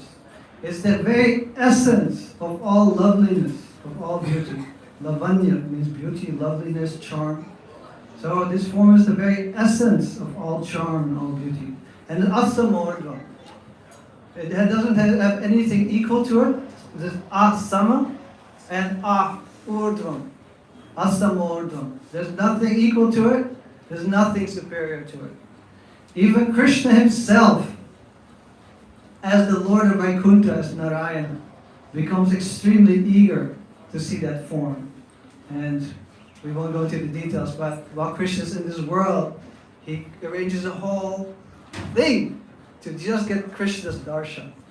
Even for him, it's not so easy to get Krishna's darshan. For Krishna himself, in his other form as Vishnu, it's still not so easy to see this wonderful form. And Krishna himself, when he looks at the reflection of that form in the mirror, or on like tiles in his palace, or in the water of the Jamuna, he becomes enchanted. And he wants to know, what is this form? And that's why he eventually takes the form of Lord Chaitanya to fully, in the mood of bhakti, in the mood of devotion, to fully relish that form. So I want to continue this meditation on Krishna's wonderful form. We've meditated on the feet, and now we're going to move upward. So what do you see? All your Krishna bhaktas, in your hearts, please, take a moment, bring your mind to those lotus feet. There was a Sri Vaishnava Pandit who told me once, a devotee had only two things: Krishna's two lotus feet. That's all it matters to real devotee. So please, in your heart, go to those lotus feet and then move upwards. And what do you see? What's the next in line? Ankles. Yeah. And a little further up. Ankles still kind of the feet.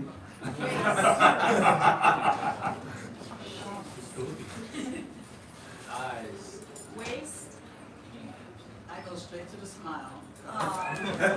No, we don't go that fast.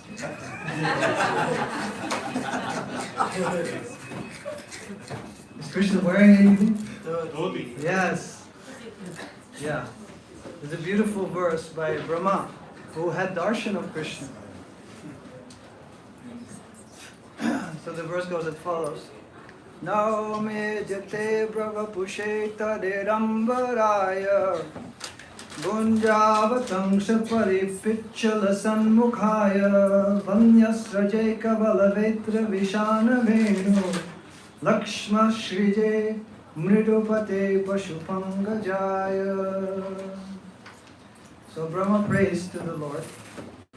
He says, I offer my obeisances to you, who has very soft, small lotus feet, because Krishna is very small at this time. And Abhravapusha, your form is like a cloud, like a dark monsoon cloud. And Tadirambarai, your garments are like tadi. Anyone knows what this means? Lightning. It's so bright. This picture of lightning in the sky. Something so startling. So Krishna's garments are like lightning, very bright yellow. It's also sometimes his garments are compared to the filaments, the small, like, how to say, like threads in the whorl of a lotus or a kadamba flower. So it's like a kind of a yellowish, saffronish color. It's like a kind of like the dress they're wearing today. It's like yellow, but it's kind of little orangey yellow. It's a very particular kind of yellow. So, and it's very bright and effulgent.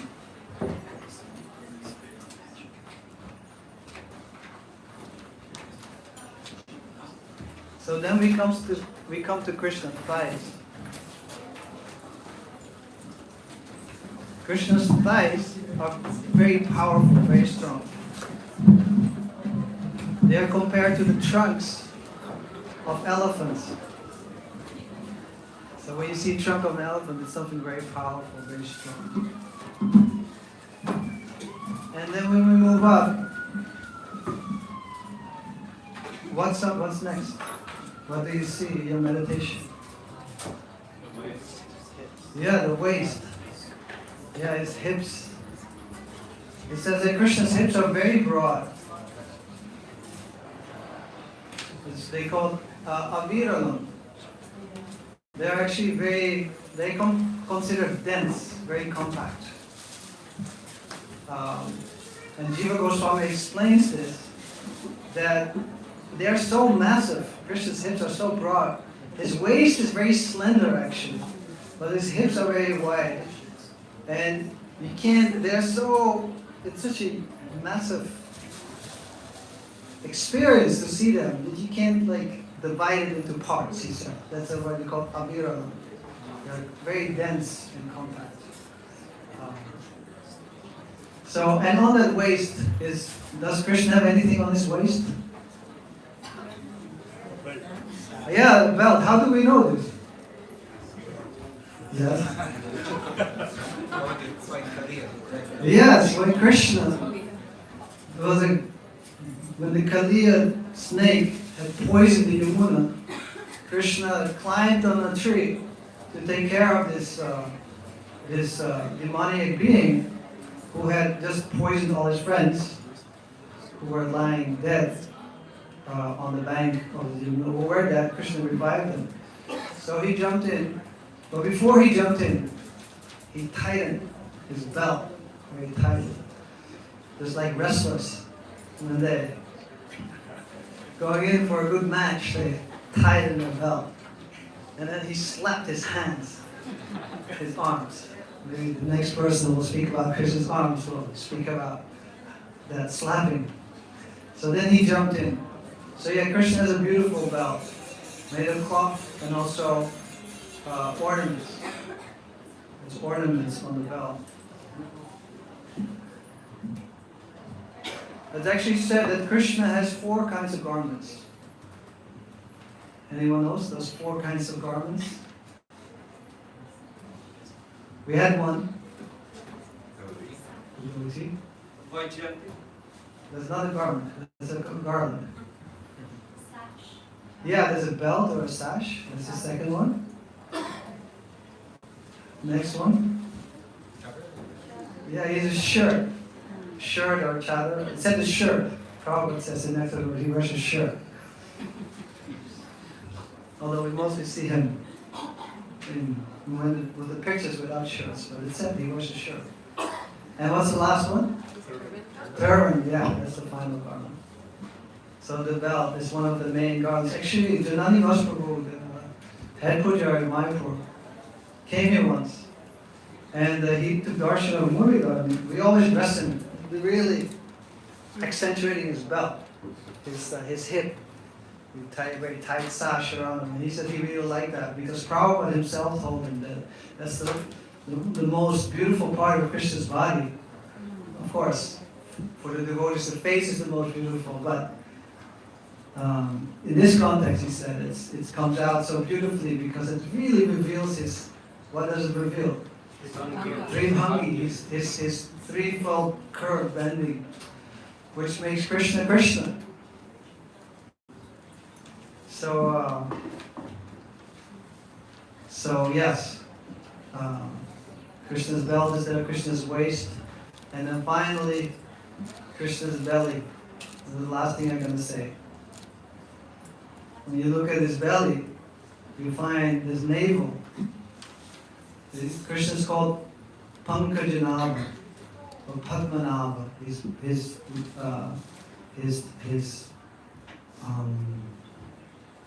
navel is like a lotus. It has the imprint of a lotus, it says. So it's very beautiful, very elegant. And at the same time, from his belly comes a lotus. And as it says in the prayers to Lord Damodar, obeisances to your belly, the abode of the entire universe. So the whole universe is situated in that lotus navel. So we can just meditate on this for a moment.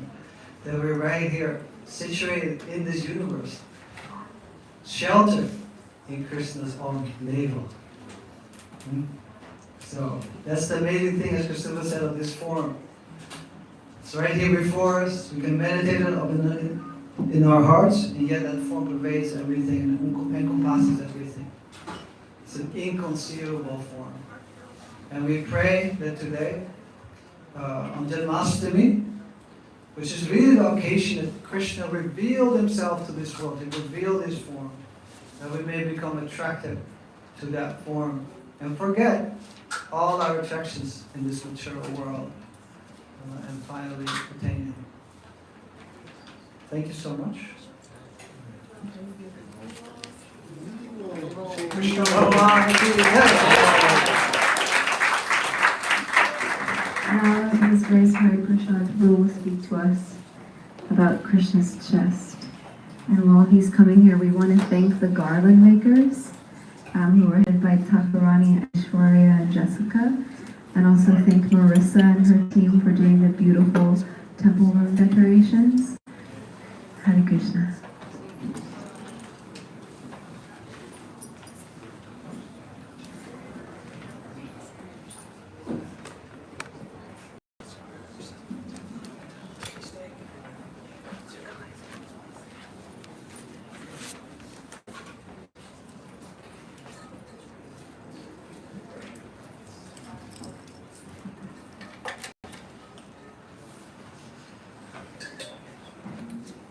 Hare Krishna.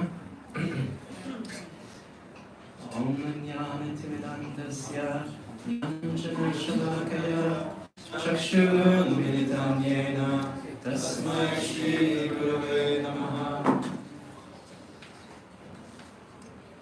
So we're speaking about the chest of Krishna.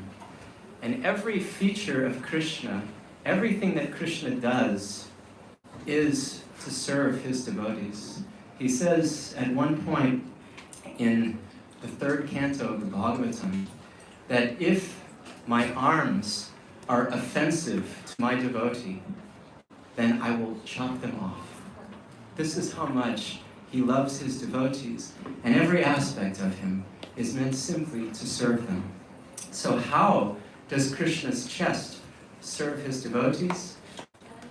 It's similar, we've touched on this a little bit with the previous themes, but really we can think of it in two ways.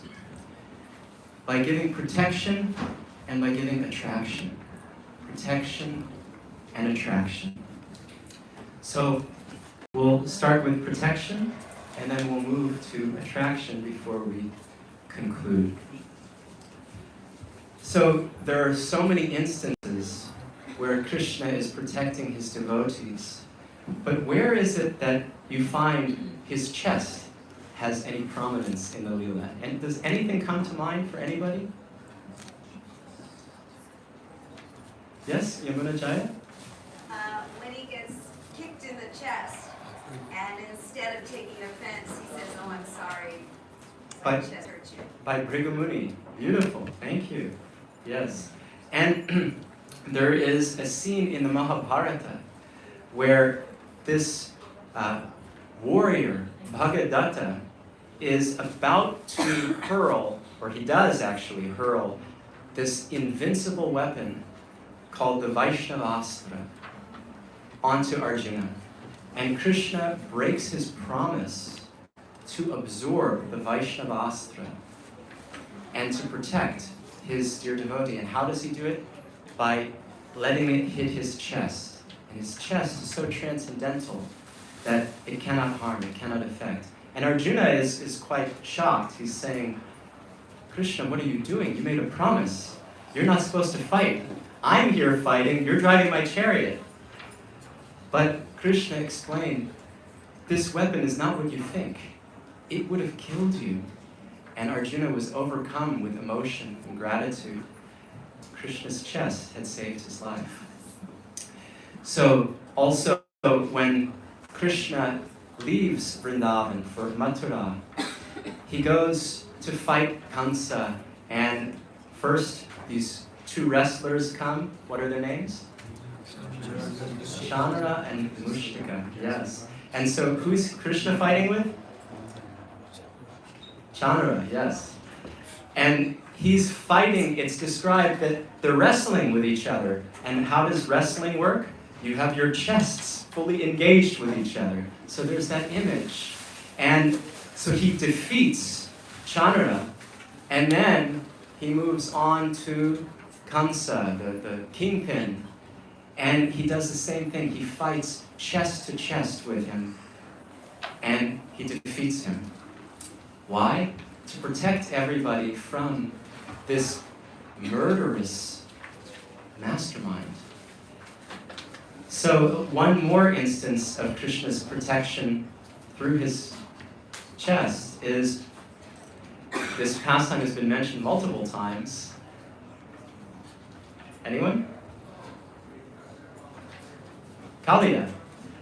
When Krishna fights Kaliya, well, he dances on him more than fights him, but he defeats him nonetheless. At one point, he's bit by this serpent on his chest, and the poison is meant to kill him. But of course, Krishna cannot be killed, and his chest is so wondrous that it just absorbs it, no problem. And he's trying to save the Brajvasis from this horrid danger. Everyone is dying, but through absorbing this poison and really taking in the blows, he shows that he is the protector of the Brajvasis, and therefore all devotees who follow in their footsteps. So now, what about attraction? There are some prominent features or distinctive articles, we can say, related to Krishna's chest. I'm thinking of three in particular. Would anybody venture to share what those might be? Champa? The mark of Shivatsa. And what is the mark of Shivatsa? What's that? It's Lakshmi Devi residing on his chest. Yeah, it's like a silvery, sometimes said golden hair or line. It's described in different ways, but it is actually Lakshmi Devi on his chest. That's one. What's a second? The Kaustuba money. Yes, exactly. And how did Krishna get the Kaustuba money? What's that? Yes, Kaliya. From actually his wives. They presented after the defeat. And there's a whole pastime related to that. But Krishna then wears that as an incredible acceptance of their devotion, and even of Kaliya's devotion, because he becomes transformed. So this is a great jewel, beautiful, priceless jewel. And what's a third? This has been mentioned tonight also. Yes, the Vaijayanti. And what is the Vaijayanti? Garland which comes to his knees or sometimes to his feet, and which consists of at least 5 types of flower. 5 colors, at least 5 colors. Vasudeva was so erudite. Yes, exactly. And Vaijayanti means victory. It's a victory garland.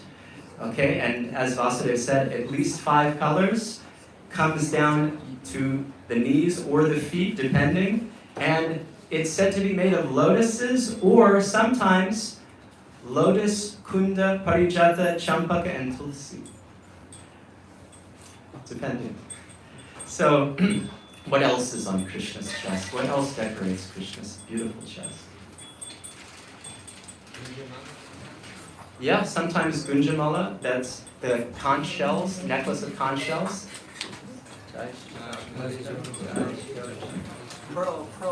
Pearl necklace, beautiful, yes.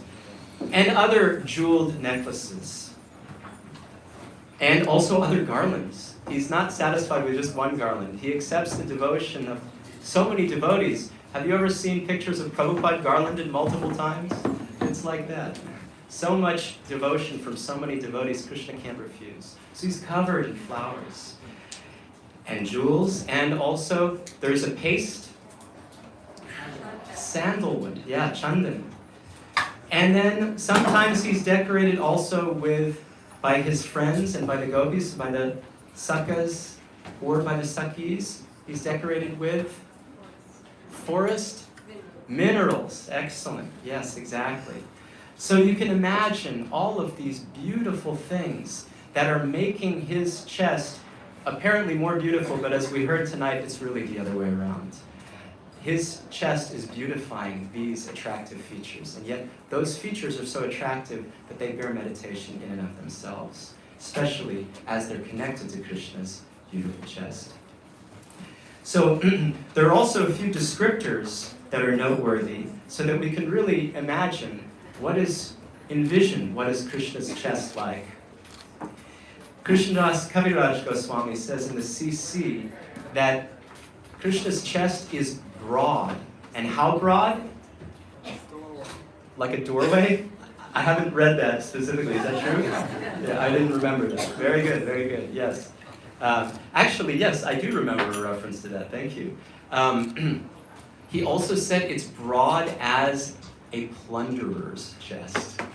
So somebody who's really violent and very intent on causing destruction, Krishna can compete with them no problem. His chest is so broad and so stately, majestic. Rupa Goswami gives this description a few times in the Bhakti Rasamrita Sindhu, specifically in chapter 26, Stimulation for Ecstatic Love. So if you want ecstatic love, this is a stimulation. This is good. He describes it as rising. So it's like his chest is, again, it's so majestic, it's rising, it's towering, triumphant, something awe-inspiring to see. And he also makes reference that when Krishna turns 11, his chest can challenge a hill of Marakata jewels. Does anybody know what Marakata jewels are compared with, or what they are defined as? What's that? Emeralds. Excellent. Emeralds. Thank you, Chittagopi. Yes. And between 13 and 14, Krishna is simply enchanting by his unspeakable beauty. And specifically his chest is noted here, that his chest has unspeakable beauty, and it just enchants. I would want to see that. You? This would be very good for stimulating ecstatic love, which we need. There's one final way in which we can understand Krishna's chest from a different angle, which is Sudama Vipra's meditation. And that is one of magnanimity and mercy. So with this verse, I think it really says it all. This is from the Srimad Bhagavatam, 10th canto, chapter 81, verse 15. Sudama thought, Lord Krishna is known to be devoted to the Brahmanas, and now I have personally seen. Indeed, he who carries the goddess of fortune on his chest has embraced the poorest beggar. Once more, Lord Krishna is known to be devoted to the Brahmanas, and now I have personally seen. Indeed, he who carries the goddess of fortune on his chest has embraced the poorest beggar. He's so merciful. He uses his chest to embrace the impoverished, those who feel they have no qualification. He's ready to bring them to his chest. And even though he carries the goddess of fortune, who is unlimitedly opulent and beautiful, Krishna is not making those distinctions. If somebody simply cares for him and wants to serve him, he wants to embrace them with his beautiful chest. So, in closing, we can take a moment and envision Krishna's chest. Close your eyes. Visualize the transcendental chest of Krishna. Broad, rising, unspeakably beautiful, with the Srivatsa, the Kaustuba, the Vaijayanti, garland upon garland, jeweled necklaces, sandalwood, minerals, And that same chest that survived Kaliya's poisonous bite, that took Chandrana and Kamsa down, that absorbed the invincible weapon of Bhagavatta for Arjuna, because he had this uncontrollable love for his pure devotee, even to break his promise, and that embraced the humble beggar, Sudama Brahmana. Let us pray earnestly on this most powerful occasion of Sri Krishna Janmastami for Krishna's protection and for attraction.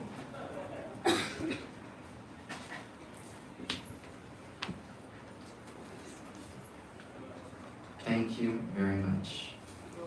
Shri Krishna Janmastami ki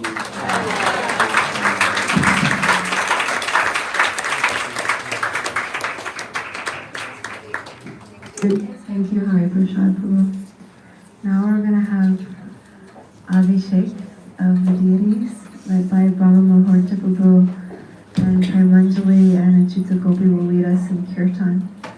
And I wanted to take this time to also just briefly thank, so many people came together to make this event happen tonight, and it's impossible to thank everyone individually, but our service captains were Alina for reception, Bala Krishna for helping me with everything on the day of, Krishna Doyadas for the kitchen, Sadhuj Guranga and Sundar Anandadas for production, and Akeshwara and Manohar really led the charge for setup. So I just wanted to give them a big round of applause, thanking them for their service. And all of the volunteers who signed up on the Sign of Genius came together to help make all the different aspects of tonight happen. And of course the cooks in the kitchen, Bhima Prabhu and Amrit Krishna Prabhu, who are cooking right now, actually. I don't know, maybe they're done, but they're making the beautiful feast for Radha Muridhar and then all their devotees. So let's now deeply, like Hari Prasad Prabhu said, enter into this deep meditation on Krishna as he gets bathed. How amazing is this? My Shiksha Guru once told me when I was sitting in Abhishek, isn't this an amazing way to worship God? We bathe him with water and milk and yogurt and honey and all these different auspicious items. Like, isn't that beautiful? So we get to bathe the Lord with all these different items and offer them our lives.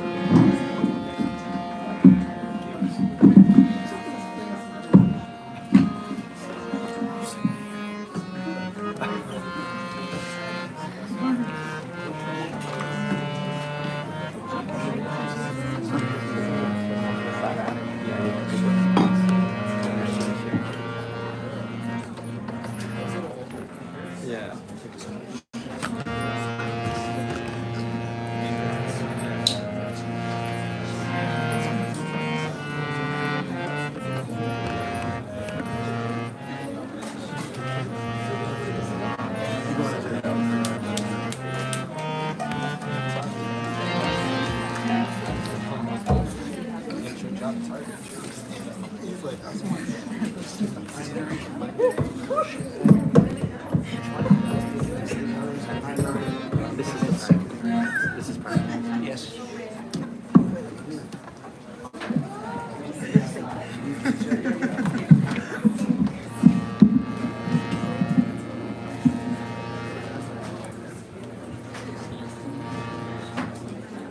There's so much. There's so many of us in here. Yes, yes. Everyone was really eager to Vasudev lecture now. We've lost him. Shri Krishna Janmastami Mahamahotsava ki Jai! Let's try it again with everyone this time. Shri Krishna Janmastami Mahamahotsava ki Jai! Shri Shri Radha Murlidhara ki Jai! Shri Radha Murlidhara ki Jai! Shri Radha Murlidhara ki Jai!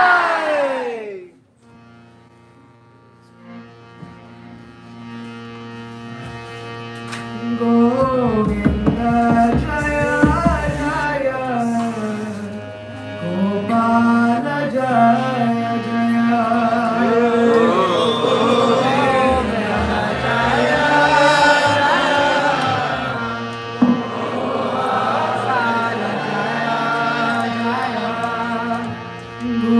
Govinda Jaya Jaya Gopala Jaya Jaya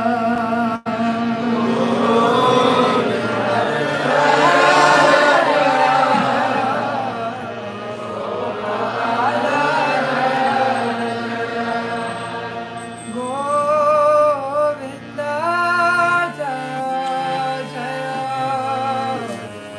Gopala Jaya Jaya Govinda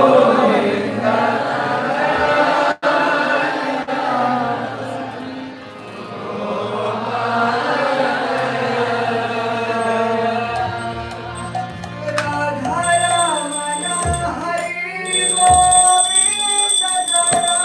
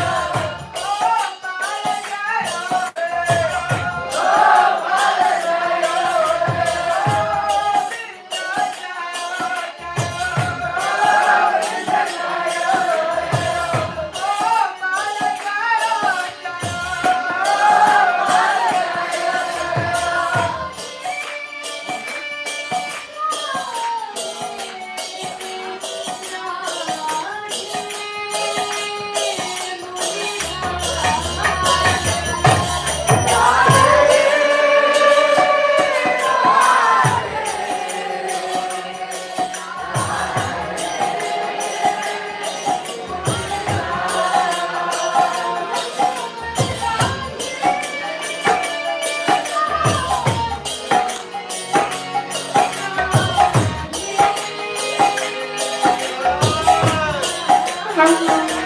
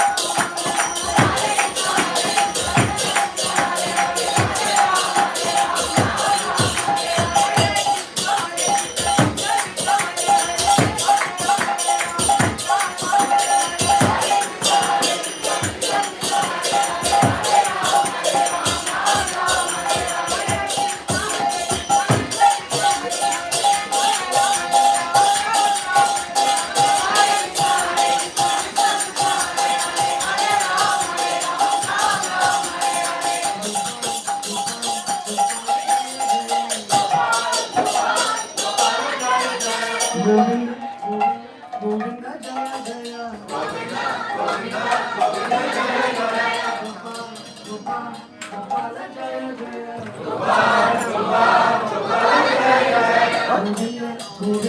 Govinda Jaya Jaya Govinda Jaya Jaya Gopal Jaya Jaya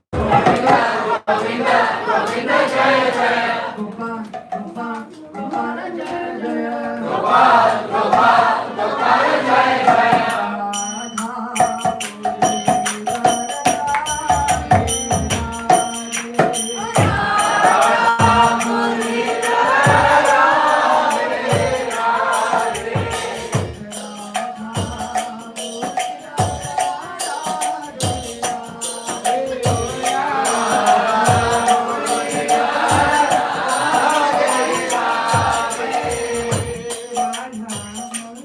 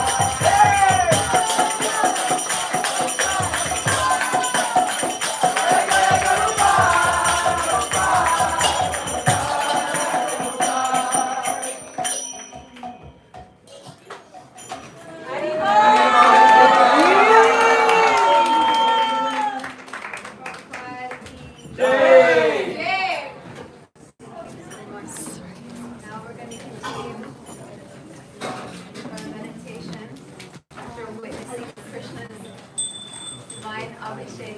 We will now hear from Radha Bhakti about Krishna's arms and Krishna's hands. Haribo! Haribo!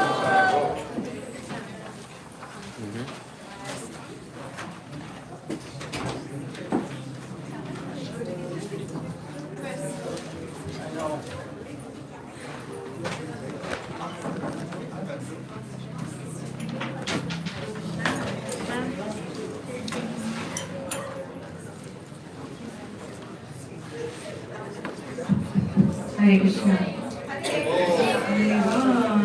Krishna. Nice to see you all. Happy Janmastami. Om Jnana-Jnanasya Jnana-Jnana-Shalakaya Chakshur-Unmilitam Yena Tasmai Shri-Gurave Namaha. Just wanted to begin by expressing my sincere gratitude to Champak and the rest of the organizers for asking me to speak today. And I would like to offer all of you my humble obeisances, especially all of the senior devotees who are here today. So many people who are far more qualified to give this talk than I am. But thank you for letting me do this truly for my own practice and purification. So as Champak mentioned, I was asked to speak on Krishna's arms and hands. At first I thought, how do I think about Krishna's arms and hands for 15 minutes? All I could think of was how some of you may know that the Bhagavatam is referred to, the first canto is referred to as Sri Krishna's lotus feet, the 10th canto as his head. So I was thinking, well, where do his hands fall? I don't know. I was thinking about Varnashram and how the Brahmins represent Krishna's head, Kshatriyas his arms, the Vaishyas his torso, and the Shudras his legs. But that was really all I could come up with. So I was thinking, how in the world will I fill 15 minutes? But then as I started to dig into it more, I realized that, wow, actually we could talk for 15 days, years, I don't know what's longer than years, but I could just talk forever about Krishna's arms and hands because he is unlimited. So why not be able to speak in an unlimited way about his hands and his arms? So there's so much actually that we can talk through, and I'll just try to get through a lot. Apologies in advance, I'm going to try to pack a lot in my short 15 minutes. So when we think about Krishna's arms and hands and how he uses them, it's always for protection and for love. Krishna often uses his arms to slay the devotees and his arms and hands to embrace, to slay the demons. You can tell it's really hard to speak in front of all of these exalted devotees. All of a sudden we got scared. Leave it to me, guys. So to slay the demons and to protect the devotees. Did I say that right? Yes. Okay, cool. And so he uses his arms to embrace the devotees and also the animals of Braj, including the cows. In both cases, whether it's for protection or for affection, his arms are used to provide assurance and care to the devotees. So there are some famous pastimes involving Krishna's arms and hands, and we'll just walk through a few. So whenever Krishna wanted to display strength, he would, as Vasudev mentioned earlier, slap his arms like a wrestler would. So even as a young baby, as a young child, if he wanted to lift something up but it was too heavy, so Nanda Maharaj's wooden slippers or something else that was too heavy, and he couldn't do it, he would slap his arms like a wrestler to ready himself. And Vasudev mentioned earlier that he did that again before another pastime. Anybody remember what he said? Kalya. Right before he hopped onto the Kadamba tree, and then he slapped his arms and jumped into the Yamuna to fight the Kalya demon. So again, this was to protect the Brajavasis from Kalya's poison. Of course, the very famous pastime of Krishna lifting the Govardhan hill with his left hand, his left pinky finger, and that was to protect the devotees from Indra's onslaught of all the pellets of rain that he was trying to use to kill the devotees. Of course, the Sudarshan Chakra is also used, right, with his finger to protect the devotees, and he also takes the reins of Arjuna's chariot to protect Arjuna and also to guide all of us. So on this point of protection, one of Krishna's most wonderful and endearing and captivating traits is that he also seemingly depends on his devotees for protection. Srila Prabhupada said in one letter to Brahmananda Prabhu that actually all of us collectively are Krishna's arms, because we are fighting against the influence of Maya in an effort to protect the conditioned souls. And also we know from Damodaras that Mother Yashoda lovingly binds Krishna with his arms to protect. So everywhere it's written that Krishna will protect us. We see it everywhere in the Bhagavatam and in the Bhagavad Gita. But he's also so happy to surrender to the protection of his devotees. I wanted to take a moment to speak about the pastime of Krishna's of killing the Keshi demon. So he was beckoned by Kamsa to assume the form of a horse to kill Krishna. So he assumes this form of a horse and he starts wreaking havoc in the whole of Vrindavan, scaring all the Brajvasis. And Krishna understands what's about to happen. He understands that Kamsa has sent a demon to come and to kill me, and so he challenges him to a fight. And so as a horse would do, he comes and he charges at Krishna. The first thing Krishna does is he uses his arms to simply pick up the legs of the horse and just flick him about 100 yards away, just like a child would flick a toy or a yo-yo. And then the impact of the fall is so hard that Keshi actually falls unconscious. But when he wakes up, of course, as a horse and as a demon, he's even angrier. So he charges at Krishna with extra force, just double the force. Who knows what Krishna did after that? Yeah, of course you know, because you should be giving this class. But so Keshi starts charging at Krishna with his mouth open, and Krishna takes his left arm and just puts it into the mouth of Keshi. And the mouth to the Keshi demon feels like a hot iron rod just burning in his mouth, and Keshi's teeth start to fall out. And Krishna's arm just becomes bigger and bigger and bigger until Keshi suffocates and ultimately dies in that way. And after Keshi dies, Krishna is very easily able to remove his arm from his mouth. Now, all of the demons in Vrindavan represent an anartha. Does anybody know what Keshi represents? He represents the vanity of thinking that I am a great devotee and a guru, and the false ego arising from wealth and material accomplishments. So whenever we feel afraid, whether that be from circumstances around us or from our own proclivity to feel pride because of wealth or material accomplishments, we can meditate on Krishna's arms and the pastime of the killing of the Keshi demon and derive a great amount of comfort and strength from doing so. Of course, today we're also celebrating Krishna Janmastami. And how did Krishna appear before Vasudeva and Devaki? Somebody said it, with 4 arms. And then after Devaki prayed because she didn't want Krishna to be misunderstood by the atheists and the materialists, Krishna went back to assuming his 2-armed form. Now, what are some other pastimes where Krishna went from 4 arms to 2 arms? Anybody? Yeah.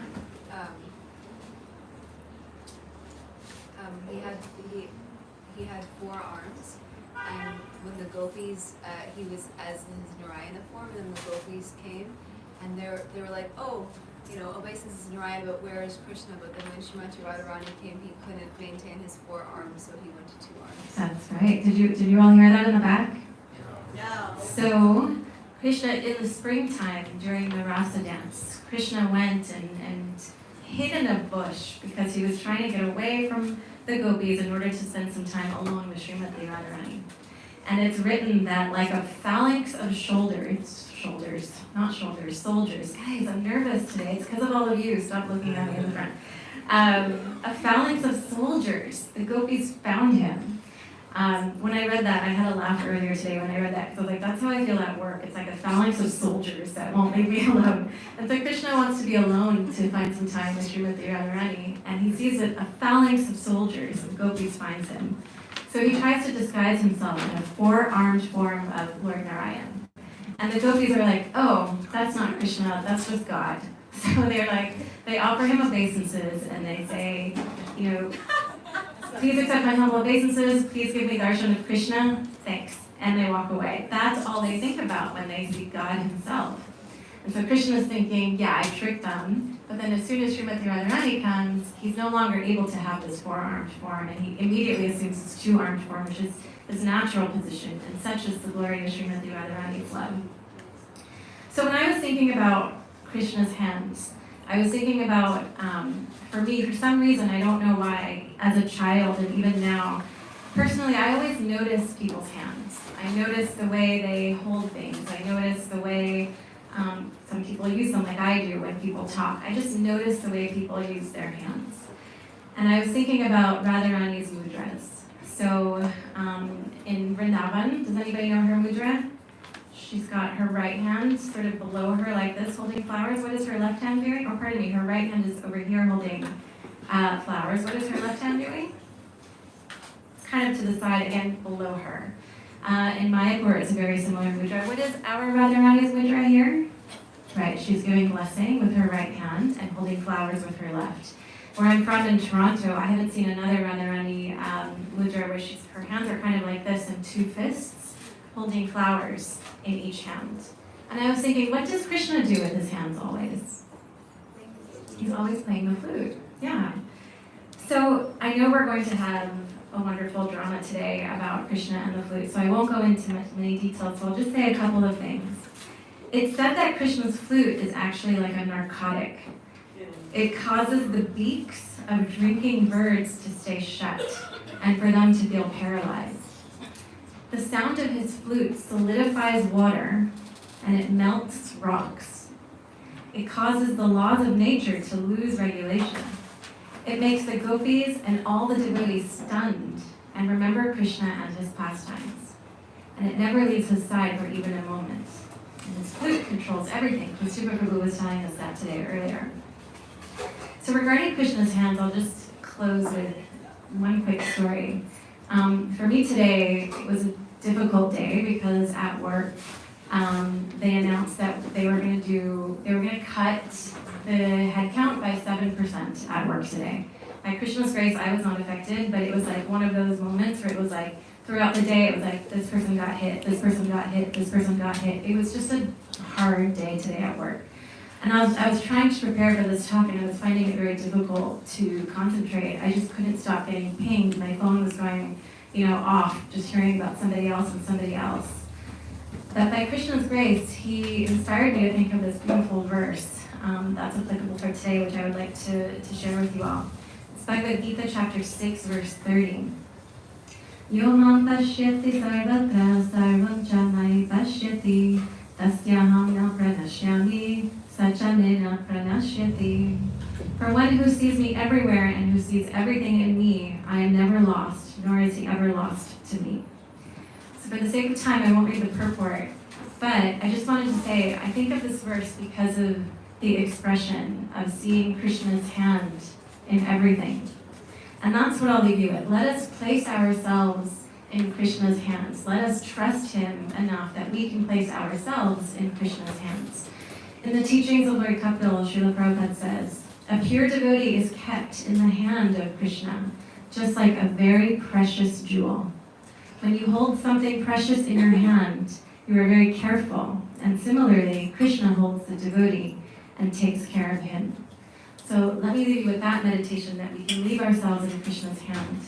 And I just want to thank Junk. At first I was like, why do I have to talk about his hands? What will I say? But now I encourage all of you to please research his hands and his arms, and you'll be deeply inspired. Thank you very much. Hare Krishna.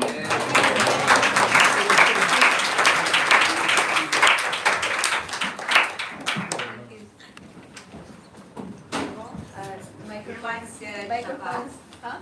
Your mic's dead. Yeah. Uh-oh. Okay. Hare Krishna. Thank you, Radha Bhakti. Now we're going to have Achyuta Gopi lead us in the Madhurastakam. Did I say that right? Madhurastakam. You can go on your phone, go to KK Songs, Madhurastakam. Madhurastakam. Jai. Spelling. And you can follow along with the bhajan. We're going to do the bhajan, and then just a practical announcement. You see this blue tape here. We need everybody to scoot on the other side of the blue tape, because after the bhajan we're going to have the drama. So if everybody can please scoot back behind the blue tape. Thank you so much. Alright.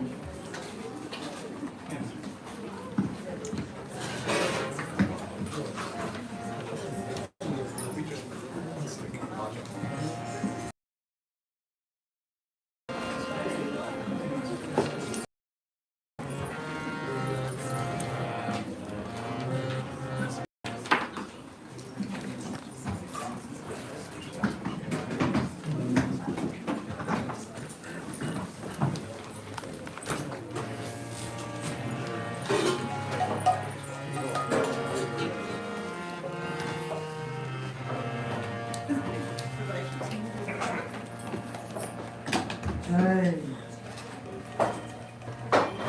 So, have you all looked up Mother Ashika? Wonderful, I'm not saying it. As I was thinking and listening to this wonderful 15-minute katha by Radha Bhakti, I was thinking, actually, Mother Ashika, the refrain is, everything is sweet about the emperor of sweetness. And I thought, Janmashtami is a day about surrender. You have got to surrender to all of the different things. And it is a day where Krishna kind of forces you to surrender with a smile. Some days you're surrendering, kicking and screaming, and it's a fight. And on Janmashtami, you have to be on your best behavior. Coming in and saying Hare Krishna, and just when you've had that bad day, someone comes up to you, Happy Janmashtami, you're really happy to see you. You can't believe the real true soul of Janmashtami. So then you are forced to surrender to any and all circumstances with a smile. As I was thinking about Krishna's hands, Krishna uses his hands really nicely. Whenever there's someone who feels fatigued and is in terrible pain and who has finally surrendered to Krishna, kind of like at one time he had a fight with Jambavan. And Jambavan had to finally surrender. And he says, my body is feeling so much pain and so much fatigue. I feel completely weakened, and no one in the entire universe has ever been able to weaken me except you. You must be my worshipful Lord. And then it says that Krishna takes his hands and he smooths it over the body of Jambavan, removing all of the pain and the fatigue. So if any of you are still fasting, and you've been feeling any kind of fatigue or pain, any of this, Krishna's hands are kind of perfect to meditate on, because they can eradicate all of it. And so as I was thinking, I was going to sing Mother Krishna, but I thought instead, let us sing the sweetest of all things, which is the Maha Mantra.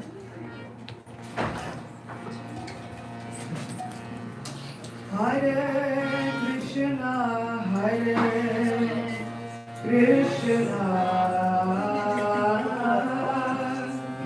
Krishna, Krishna, Hare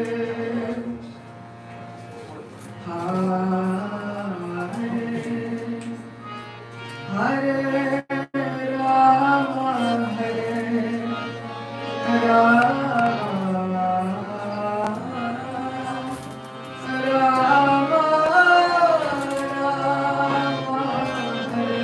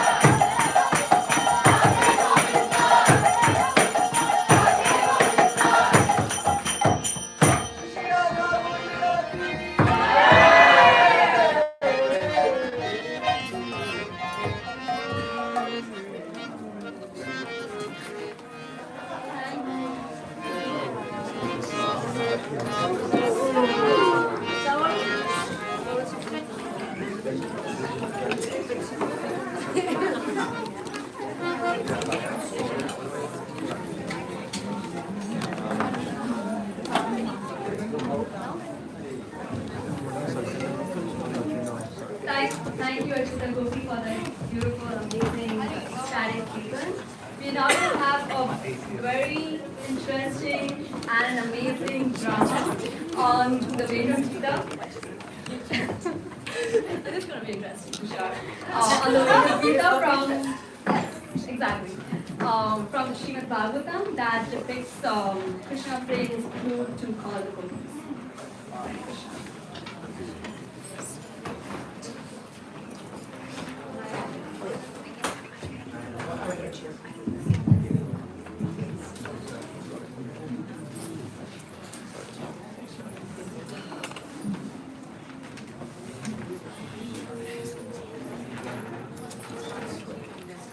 When the season of autumn arrived, the forest of Vrindavan was filled with transparent autumnal waters and cooled by the breezes that were perfumed with the fragrance of the lotus flowers that grew in the clear lakes. The infallible Lord Krishna, accompanied by his cows and cowherd boyfriends, entered that Vrindavan forest. The lakes, the rivers, the hills resounded with the sound of maddened bees and flocks of birds flying around the flowering trees. In the company of his cowherd friends and Balaram, Madhupati, Krishna entered that Vrindavan forest.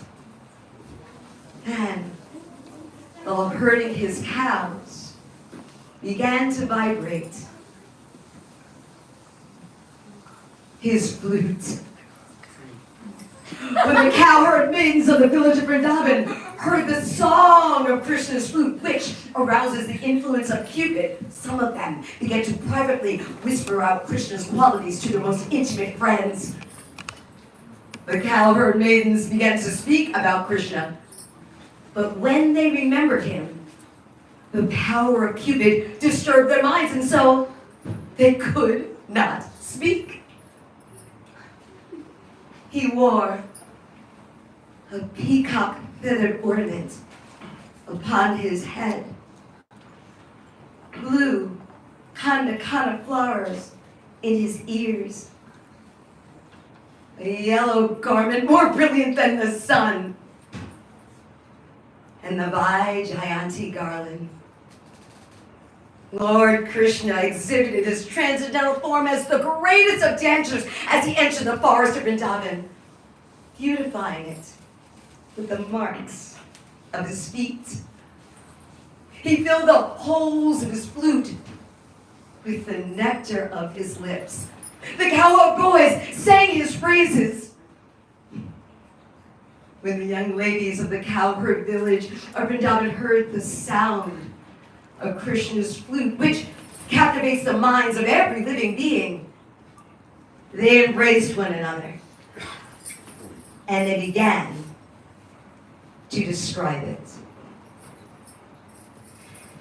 Oh, friends, those eyes that see the beautiful faces of the sons of Nanda Maharaj are certainly fortunate. As these sons enter the forest, surrounded by their cowherd friends, and driving the cows in front of them, they hold their flutes to their mouths and lovingly glance at the residents of Vrindavan. For those who have eyes, we think there is no greater object of vision.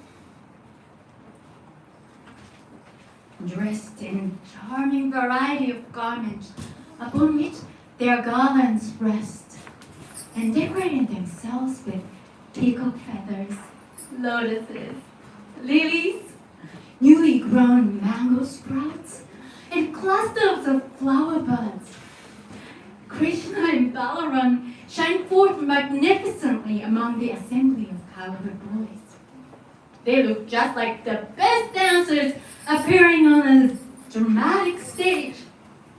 And sometimes they sing. Oh, my friends, what auspicious activities must the flute have performed in order to taste the nectar of Krishna's lips independently and leave but a taste for us gopis, for whom that nectar is actually meant. The forefathers of the flute, the trees shed tears of pleasure. His mother, the river on whose bank the bamboo was born, feels jubilation, and therefore her blooming lotus flowers are standing like hairs on her body. Oh friends, Vrindavan is spreading the glory of the earth, having obtained the treasure of the lotus feet of Krishna, the son of David. When peacocks hear Govinda's flute, they dance madly. And when other creatures see them from the hilltops, they all become stunned. Blessed are all these foolish deer, because they have approached Maharaj Nanda's son, who is gorgeously dressed and is playing on his flute. Surely both the doe and the bucks worship the Lord with looks of love and affection. Krishna's beauty and character create a festival for all women. Indeed, when the demigod's wives flying in their airplanes catch sight of him and hear his resonant flute song, their hearts are shaken by Cupid, and they become so bewildered that the flowers fall out of their hair and their belts loosen. Using their upraised ears as vessels, the cows drink the nectar that comes from Krishna's mouth of the flute song. And the calves, with their mouths still full of the milk coming from their mother's moist nipples, stand still as they take Govinda in within themselves to their tear-filled eyes and embrace him within their hearts. In this forest, all the birds have risen onto the beautiful branches of the trees to see Krishna. With closed eyes, they're simply listening in silence to the sweet vibrations of his flute. And they're not attracted to any other sound. Surely these birds are on the same level of great sages. When the rivers hear the flute song of Krishna, their minds begin to desire him, and thus their currents are broken and their waters are agitated, moving around in whirlpools.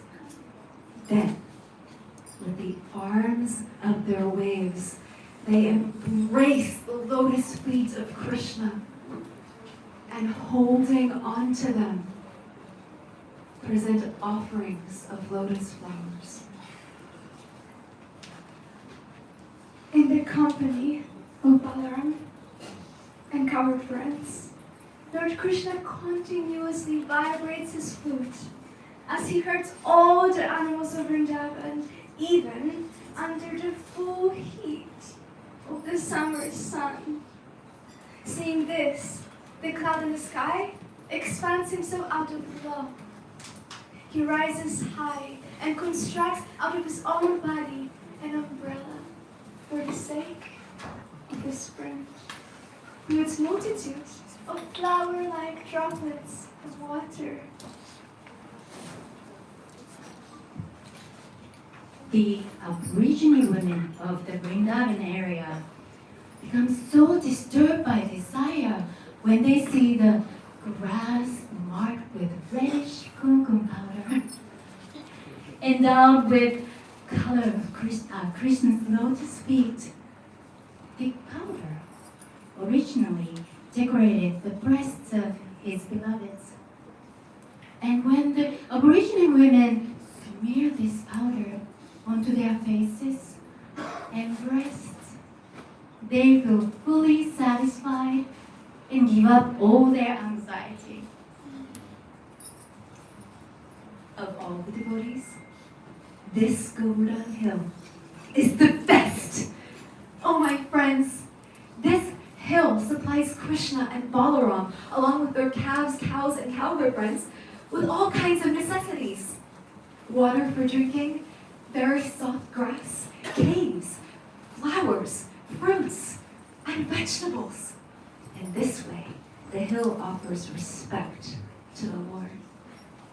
being touched by the lotus feet of Krishna and Balaram. Govardhan Hill appears very jubilant. My dear friends, as Krishna and Balaram pass through the forest with their friends, leading their cows, they carry ropes to bind the cow's rear legs at the time of milking. And when Krishna vibrates his flute, the sweet melody causes all the living, moving entities to become stunned, and those unmoving trees to tremble with ecstasy. These things are certainly so wonderful.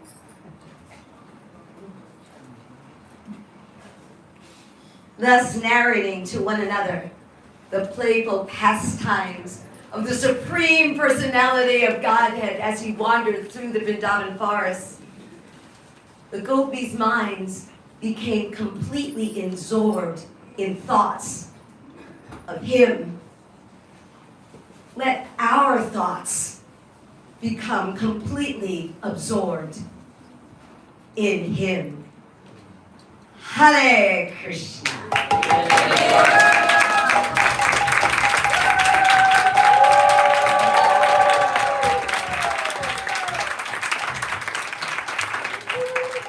I guess I can take the mic back now. Thank you, beautiful team. And now we'll bring the Vyasa-san forward again. I can't believe it. It's our last lecture of the night. I want this to go on forever. Shri Prahlad, we're so eager to hear from you. Shri Prahlad is going to now speak to us about, guess what? Who can guess what time it's for? Krishna's smile. She's a gopi goddess. Now we get to hear about Krishna's smile, and that will take us up to the midnight darshan, and then at midnight the pujaris will blow the conch shell, and we'll all stand up, and we'll all come forward. Everybody come forward, and we'll all get darshan of Krishna at midnight, which is when he appeared. And he's going to appear for all of us. Sri Sri Lord Krishna is going to appear for all of us, and we're going to dance in ecstasy and kirtan and arti for his pleasure. Hare Krishna.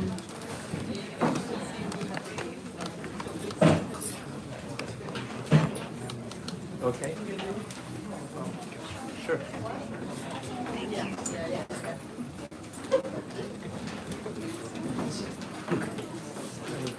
Thank you.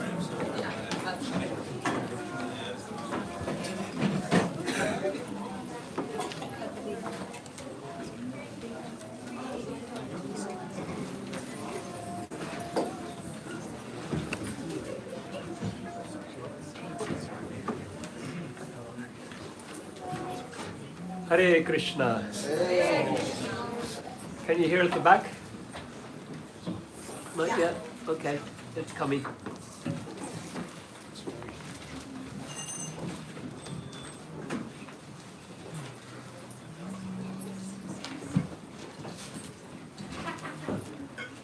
Om Gyantimirandasya Gyananjana Shalakaya Chakshurunmilitam Yena Tasmai Shri Gurave Namaha.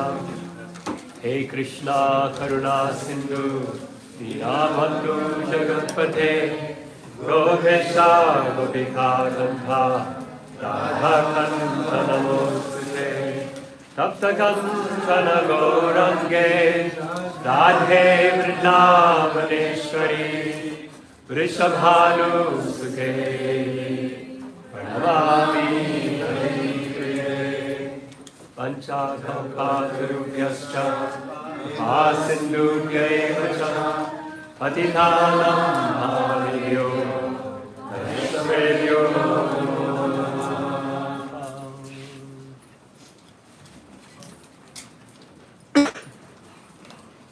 Hare Krishna. Can you hear at the back? Yes. Excellent. And so we are coming up to the final minutes of our Sangha, our discussions, our kirtan. before moment of Krishna's appearance, 12 midnight, prison house of Kamsa, we have been meditating on Krishna's fall. We have been led in a dhyanam of Krishna's lotus feet, his waist, his chest, his arms and hands. And I was asked to speak on his smile. There's much description provided in our Shastras about Krishna's smile. Yeah, I was told not to lift it by the sound engineer. And so I'm controlling myself.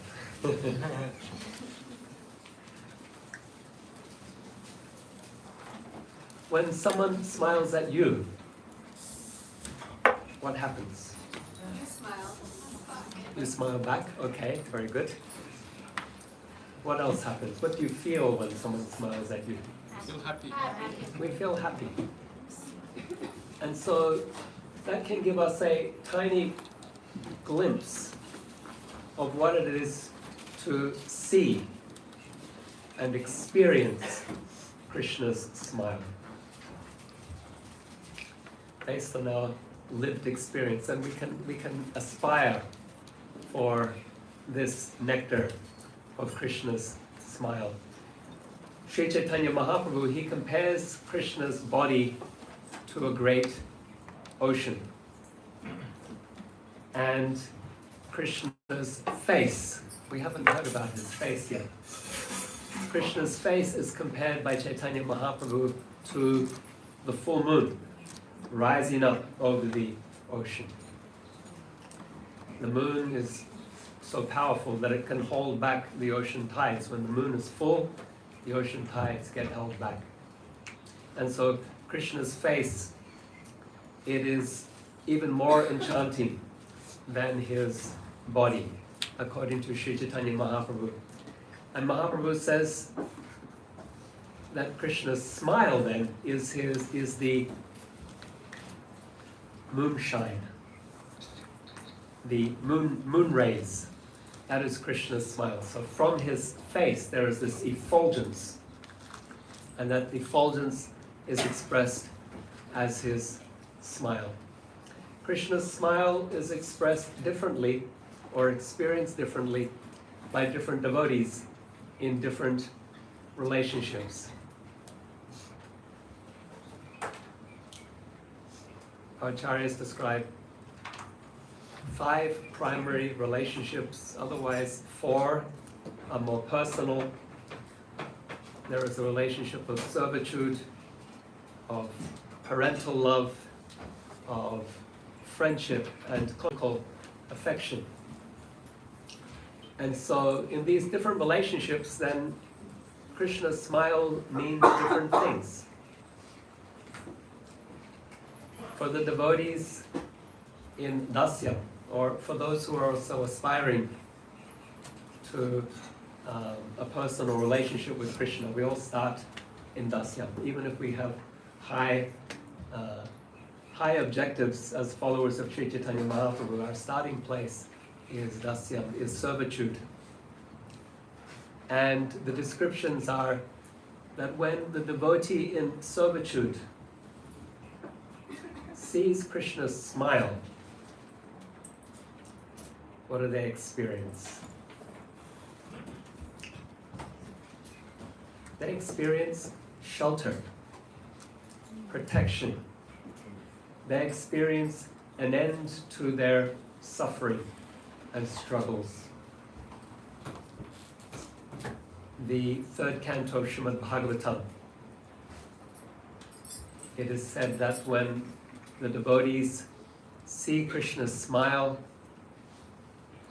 they experience the end of their material attachments, the end of their material existence, and they want to engage all of their senses in Krishna's devotional service.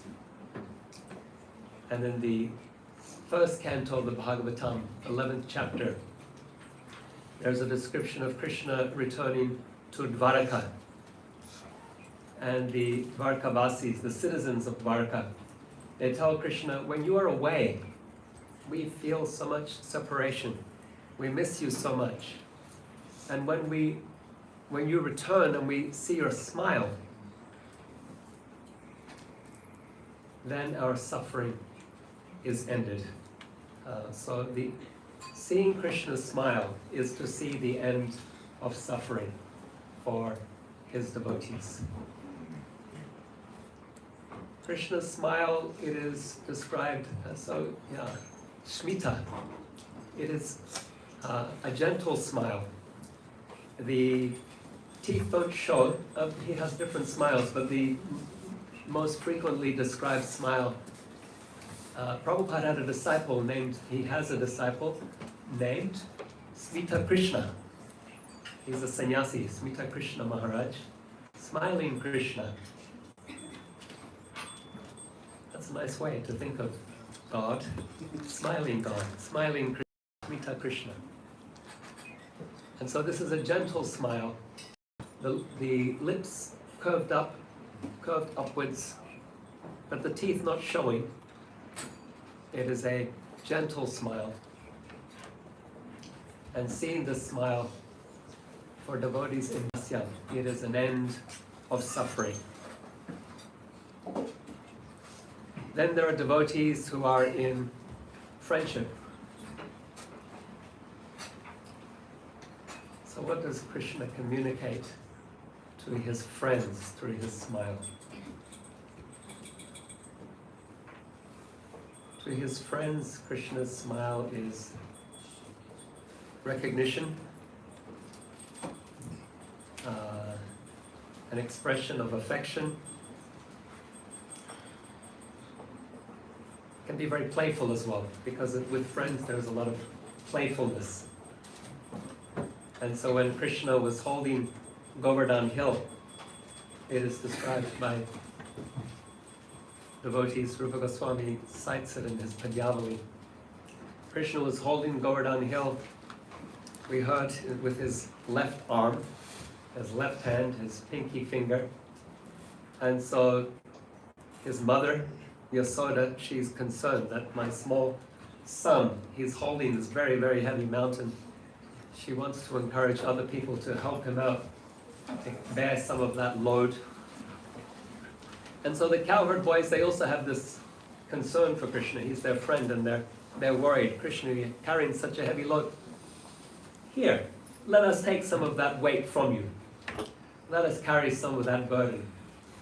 And so Krishna, he starts to shift the weight of the hill onto the arms or sticks of his cowherd boyfriends.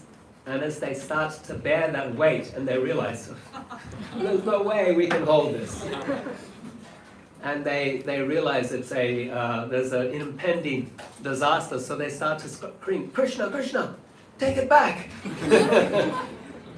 We can't hold this. And so Krishna takes the weight back from his friends and he laughs at them, he smiles at them. And so there's this playfulness that Krishna communicates with his friends through his smile. Otherwise, there's a description of one of his friends remembering a vision of Krishna returning from the forest of Vrindavan with his cows, and he's leaning one arm on the shoulder of a friend, and he has this beautiful smile. And this cowherd boyfriend is remembering this as the perfection of his existence, to see Krishna's smile as he returns from Vrindavan forest. What about those who love Krishna as parents? Mother Yasoda, Nanda Maharaj. For them, Krishna's smile, when Krishna smiles to them, he's telling them, I'm okay, I'm all right, I'm well. Because they're parents. Parents are always concerned about their children. Those of you who have children, you're always concerned about the well-being of your child. And so that is a concern for devotees who are in Vatsalya. And so when they see Krishna smile, they are reassured that he's well, that he's fine. And so there's a description of Mother Yasoda. She's feeding Krishna her breast milk. Baby Krishna is drinking her breast milk, and then she's wondering, has he had enough? And she takes his chin and just lifts it up to look into his face. And when she looks into his face, he smiles a milky smile with milk teeth. And he shows her, I'm well, I'm fine, I'm good. Sometimes in a parental relationship, children also feel that their parents might be giving instructions and they're thinking, it's all right. You don't exactly know what you're talking about, but fine, sure. And so that happens with Krishna as well. Mother Yasoda, she's always concerned about Krishna's going into the forest to herd the cows, and there are these demons that come to attack him. So one day she was giving him instructions. Krishna, when you're in the forest, if you come into any danger, you should pray to Lord Narayan, and he will be able to protect you. And when Krishna heard these instructions from his mother, he smiled like, okay. Sure, yes, that's what I'm going to do. I'm going to pray to Lord Narayan. There's another story like that, where Krishna suppresses a smile because he's lying in his bed. And Mother Yasoda, she comes and checks on him, and she sees that he's still awake. And so she says, Lala, you're still awake? And he said, yeah, sleep's not coming to me. So she says, would you like me to tell you a story? A bedtime story? It's an interesting choice of stories that she selected. She said, once there was a great devotee named Prahlad, and he had a demon friend, a demon father named Hiranyakashipu. And this father would torment his son and cause him great harm, and he tried to kill him. And then the Lord burst from a pillar as Nrsingadev to kill that demon. And the acharyas say that when Krishna listened to this story, he suppressed his smile. Suppressed his smile because he knew a lot more than his mother assumed that he knew.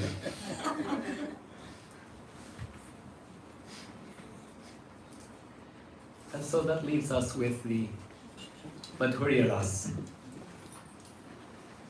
Krishna's smile to the gopis. It is described as the fuel of their desire.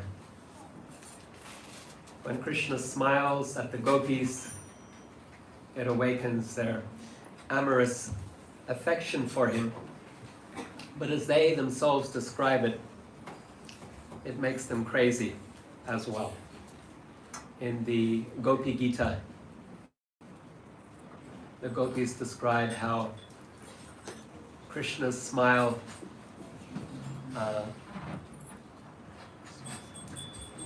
causes them to lose control of themselves and to lose control of their minds as well. They become agitated by his smile. And Srimati Radharani in the Brahma Gita, she says how Krishna's smile has caused the goddesses in the, he says Krishna's smile enchants everyone. Even the demigoddesses are enchanted by that smile. Even the goddess of fortune, Lakshmi herself, engages in his worship on seeing his smile and his arched eyebrows. So then what to speak of us? The gopis, they justify their own affections for Krishna by describing the effect that it's having on so many others. And so, as we hear these descriptions of Krishna's smile, Chaitanya Mahaprabhu says, the most beautiful part of Krishna's form, above the ocean, the moon, and then that moon shine. He says it is the most wonderful part of Krishna's form, his smile. As we hear these descriptions and how Krishna is smiling at his devotees in different ways and communicating different types of relationships, different types of rasa with them,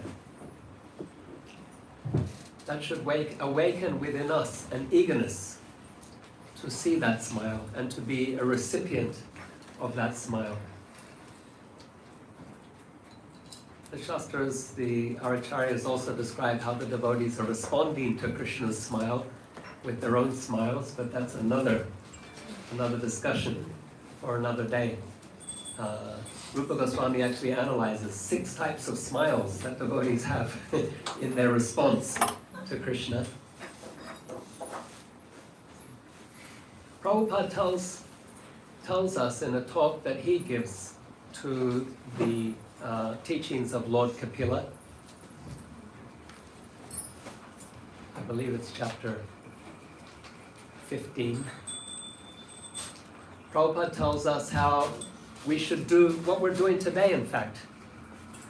He says the devotee should meditate on Krishna's form, beginning with his lotus feet, to his lotus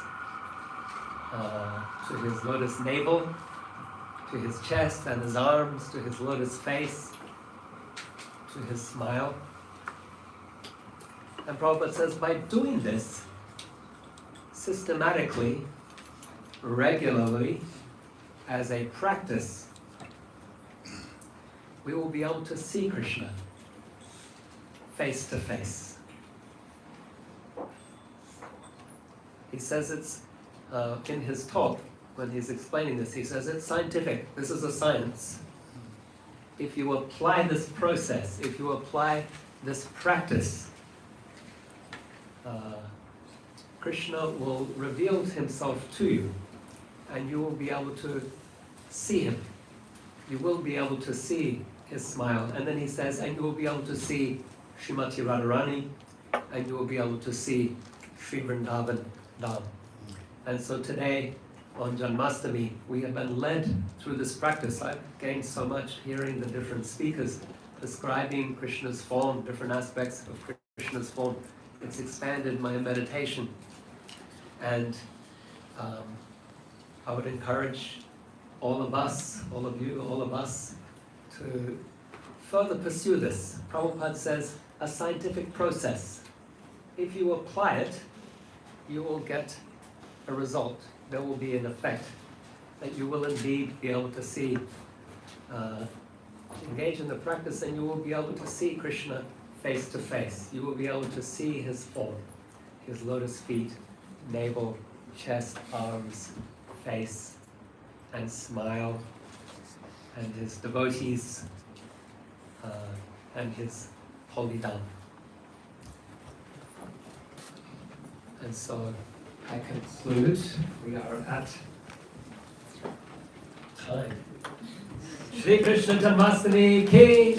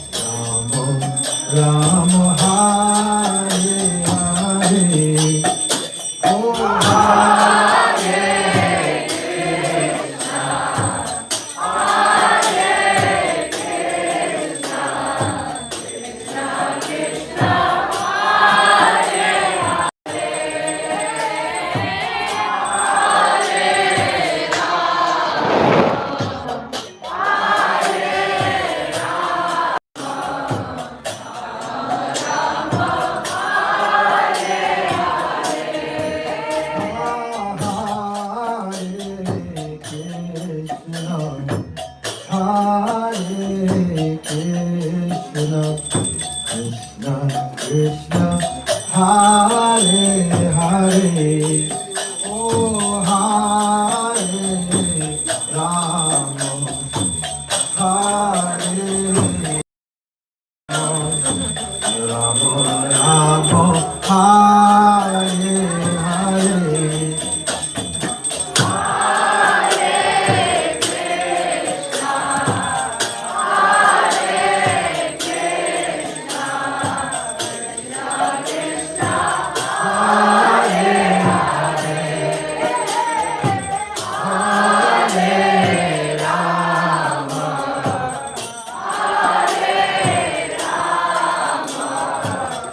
Rama, Hare Rama Rama, Hare Hare.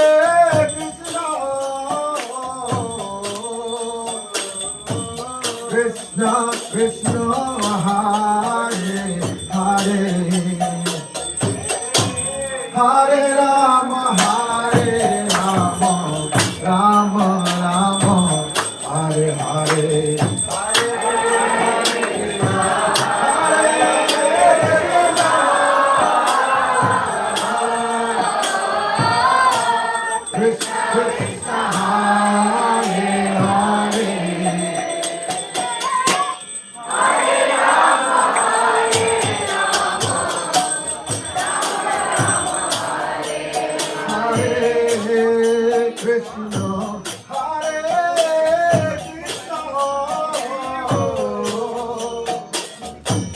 Krishna, Krishna, Hare Hare,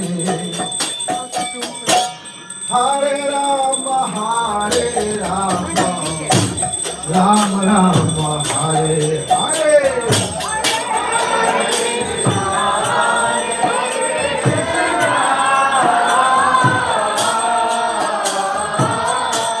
Krishna, Krishna, Hare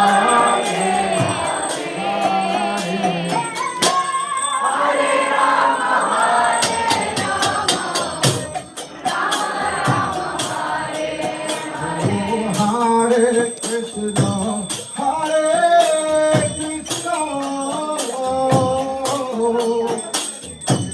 Krishna Krishna, Hare Hare,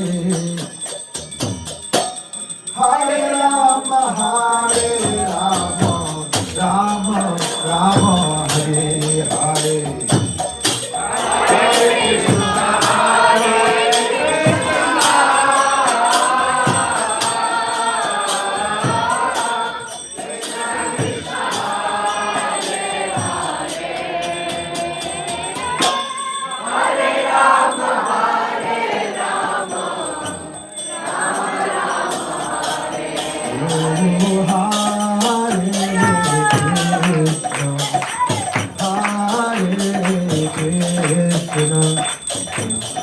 Krishna, Hare Hare, oh Hare Rama, Hare Rama, Rama Rama, Hare Hare.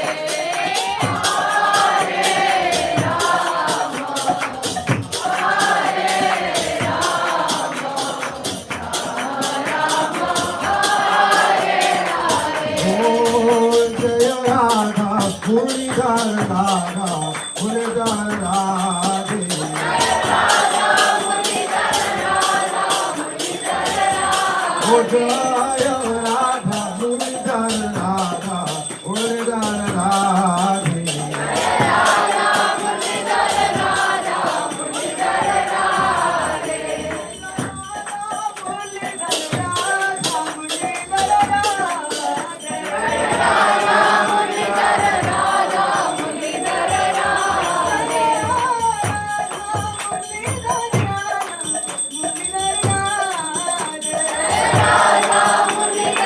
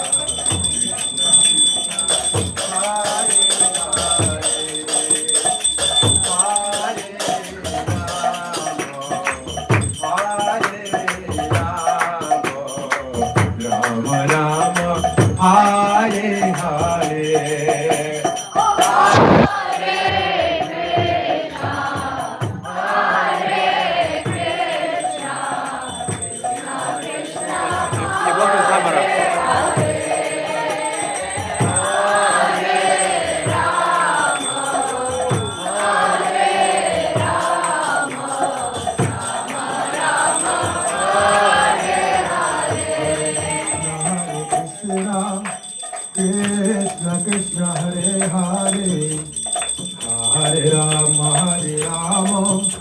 Rama Rama Hare Hare Hare Krishna Krishna Krishna Hare Hare Hare Rama Rama Rama Hare Hare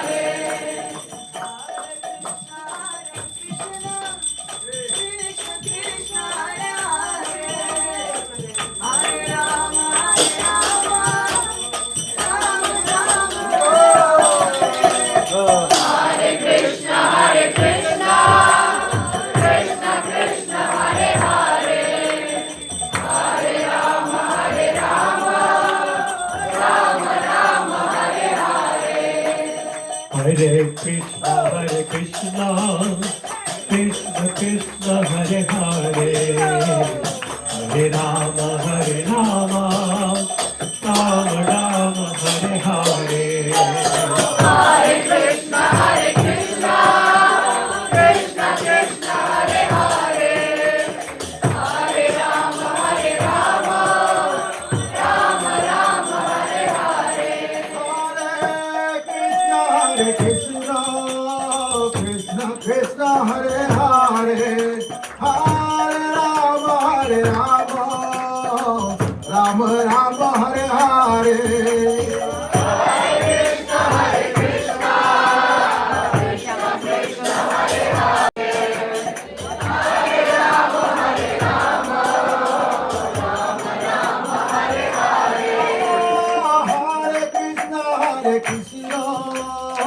Krishna Krishna Hare Hare Hare Rama Rama Rama Hare Hare Hare